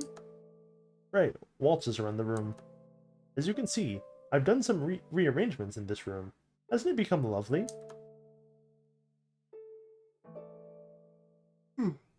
I'll do something about the fog, too. Also, I brought you clothes. Put your head up, put your hands up, and voila. Oh, we're one of a kind. Right. Yes? What are all these books doing here? Let's call it a mind library. You see, memories are stories from the past that we retell to ourselves. Once they're gone, you're no longer the person you used to be. But I'm drifting away from the point. Stories are meant to be kept in books, right? Many books make a library. There, you can find every memory, every feeling, every action you've done or considered doing. All possibilities are written down right here. Some stories are better off being forgotten, however. I've selected a variety of especially interesting memory journals for you. Feel free to read them if you feel like it. Even if your memory is still fresh, I believe your puppeteer will be delighted to know more about the people you've associated with. Yeah, hold on. These ones are not real. But these ones are. How I Met Aiden. Read. I was 9. It was during Christmas, when I hid under the sofa in order to catch Santa Claus with a rope and a bottle of chloroform. The one who came through the fireplace wasn't St. Nicholas, but a horned creature instead. Yeah. Come out, mischievous one. I can see you, he called. Unwillingly, I had to comply, hiding the chloroform behind my back. You're not Santa Claus, I declared, a bit disappointed. I am widely known by the name of Krampus, the beast answered, proud of himself. So, Santa won't come, I sighed, sulking even more. Santa Claus brings gifts to good children only. I come to punish those who've misbehaved, the beast continued. But I'm a good girl, I said, confidently. And may I ask why you feel this way? Mom says so. Even though she barely sees you, how can she make that statement? Mom's always right.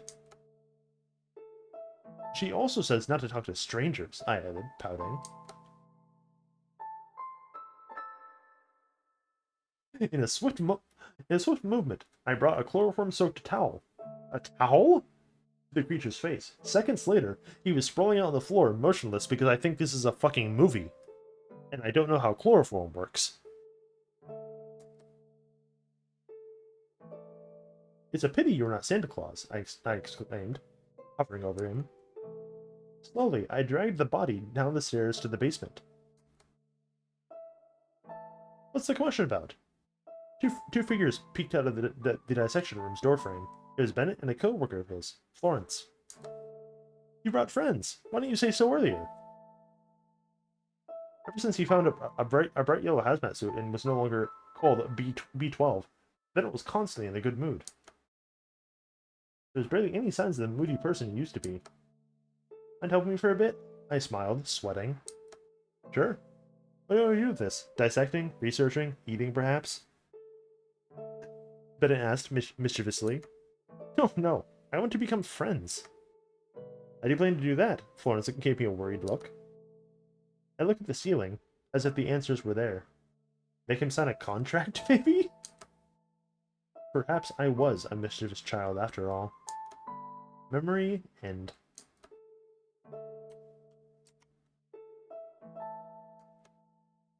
I met Bennett and Huxley. I was 8. On one of the days when I was home alone, they appeared out of nowhere at my doorstep. There was small, rhythmic knocking at first. Knock, knock, knock, knock, knock. Knock, knock, knock, knock, knock. Repeating over and over. I knew I shouldn't open the door. Mother told me not to do so, no matter what. Good children don't disobey their parents. Knock, knock. When I was scared of the unknown, I crawled under the bed to hide beside the monsters beneath it. I felt safe among them. As time passed, the knocking got louder and louder and louder until I couldn't bear it anymore. I was adamant on staying under the bed until the morning comes. Then, I heard the door opening with a click.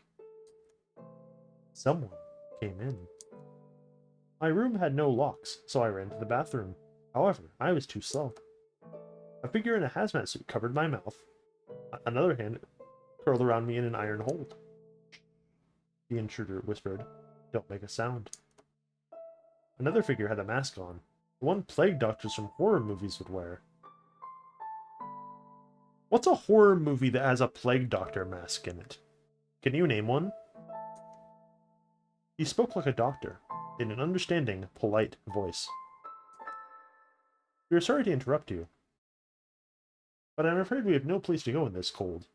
And the other households we've turned to expressed quite an inadequate reaction to our humble plea for shelter. Yeah, like, that seems like a weird association for Aetheryne to have. Because I can't fucking think of one. Like, a Plague Doctor horror movie would be cool. After being turned down so many times, we'd figured we'd force our way in. You see, we're so very tired. Do you live alone? The person in the hazmat suit asked in a harsh tone, hissing at me. No, was my simple answer, and voice hoarse from fear. I thought of Umbrella Man and his quiet presence in the room, and how good it would be if he appeared sooner. He was nothing like these violent strangers. Alright. Are you good at keeping secrets, little one? The doctor asked. Mm-hmm. The only option I had was to nod in approval. Great. Bennett here. If you could be so kind, do release the child. She is no threat. You're too trusting, the other grumbled. Am I? The taller person let out a loud laugh, sending shivers down my spine. You see, I am a doctor, he continued. Figures. However, my stay in this place is highly confidential, so I wouldn't like anyone on our tail. Please, do respect that and keep our stay here a secret. If you don't, I'll kill your parents, Bennett said in a casual tone, as if it wasn't a threat. Father doesn't come home these days, I replied, saddened by the fact. Sorry. Just your mother, then. That settles it, the doctor beamed. Now, little one, occupy us to the bathroom, for I am so awfully hungry I could eat a human. The smaller man elbowed him. Oh, sorry, that was a joke. A bad one. The doctor quickly backtracked. In the morning, I found the two peacefully sleeping in the bathtub, having eaten all the soap and shampoo on the shelves.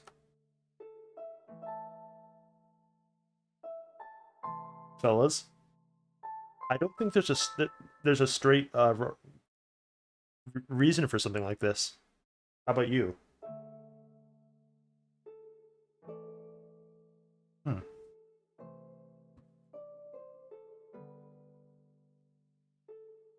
Is it gay to check notes snuggling up with your homie in the bathtub? Like, I don't think so. The next day, they had settled in the basement, and a week later, I was doing all kinds of errands for their research, and collecting bugs, and buying a year's supply of soap with the funds in my money jar, and helping to carry out bags with unknown contents on a daily basis. Of course, I made sure Mom never, ever went to the basement at night. Umbrella Man appeared a week later, only to pat my forehead and reassure me he'd keep an eye on them. Memory end. A piano? Want to try it? Today, I'll pass.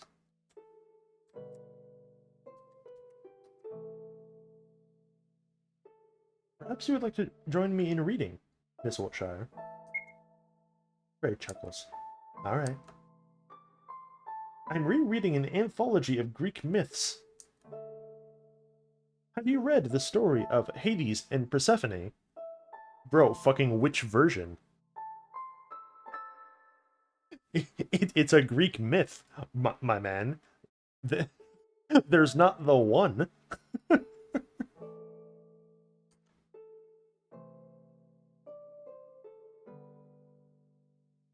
They say that Hades, the god of the underworld, captured the beautiful Persephone, the goddess of springtime. But I believe it was Hades who captured Persephone who captured Hades, and his heart and mind belonged to none other than her, since the moment they met. Which is quite rare for a Greek god, considering. Even though the pomegranate seeds Persephone ate urged her to return to the underworld for half a year, she was allowed to live on the surface for the rest of the time. Just like you come back here only during the dream state. Or is that comparison too much of a stretch? I do tend to get carried away with words. Oh my, seems like someone's fallen asleep already. Sleep well, princess. Damn bro, day 6 already. That's nuts.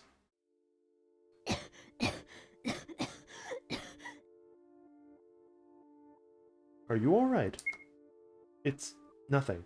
Don't worry. I need to wash my face, that's all. Today, too, we'll get up, go to school, and go back to sleep. New task. To bathroom. Yeah, don't I know it.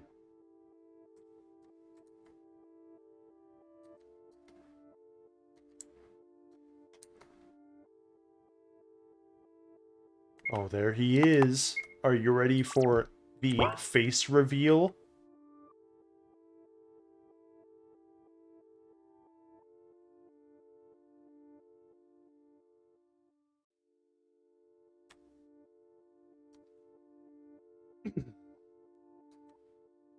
Bennett?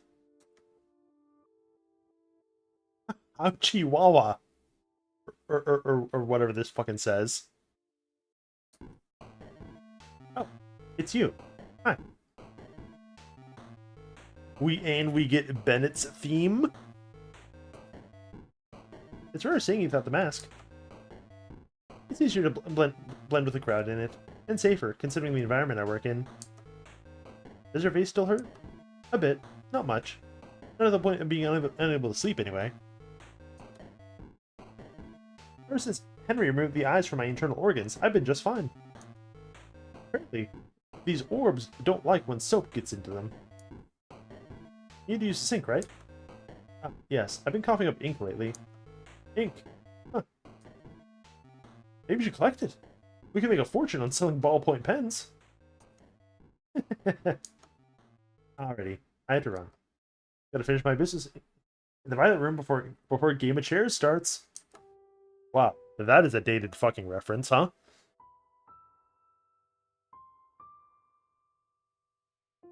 Bennett, seemingly satisfied with his financial proposal, leaves the bathroom. I wash my mouth and face until the ink stains have become barely visible. That's better. I hope not.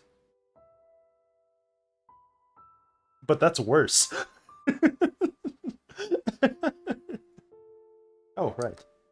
There's something I want to get before we go to school. New task. Visit Felix. Does it? Whatever. Good morning. I know that look. Do you need something? Oh, yes. Do you have a spare pair of gloves? Oh, what for? A friend. Well, not a mutual friend, but an unrequited friend. Bro, you guys got any unrequited friends?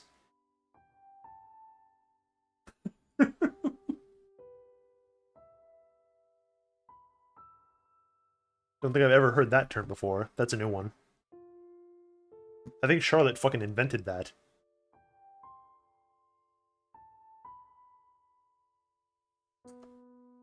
Don't tell me it's that god guy. Yeah, he doesn't like Germans, apparently. The god has mesophobia, huh? Why am I even surprised? Here you go. Acquired a pair of gloves. Thank you. Yes, yes, what a wonderfully helpful person I am. Now mind your business. See you later. I didn't see you before class.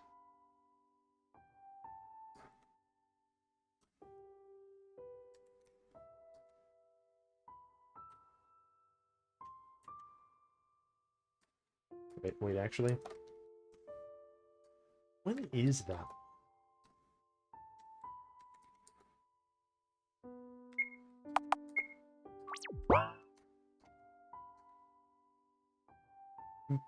Violet room. A do not disturb sign is hanging on the door.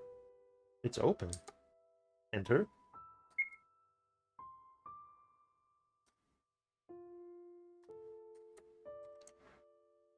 I don't think we can interact with anything other than him. It seems occupied. Hester? Bennett? Sure. Where's my voice? Bennett? Suddenly turns around with the chainsaw still in his hands. Unlucky. Before I know it, my insides spill on the floor. Man, don't startle me like that. No one ever reads warning signs these days, do they? Bad end. Do not disturb. Yeah, there. With that, we have gotten at least, like, I want to say, like, the majority of the deaths that this game has. Like, there aren't that many. It's the incineration. There's the incineration from trying to go into the principal's office. There's put soap in the Omnicube. There's go in the violent room on day 6. And I'm really struggling to remember any others that episode 2 has.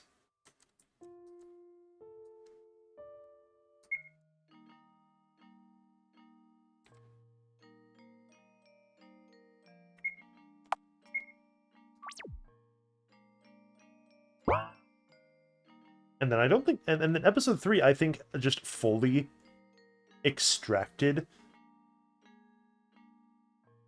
the witch's house DNA completely, and like, and they stopped doing these. It's fine, dude. It is 3:30. I think I am going to just stop here. We got a couple hours in. That's good enough.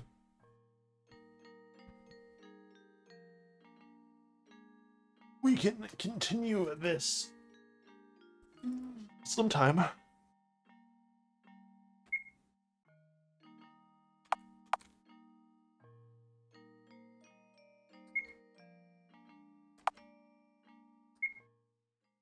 Just wanted to get this started at least a little bit.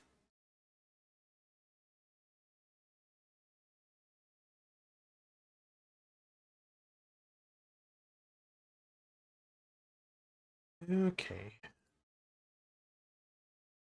What a day, huh?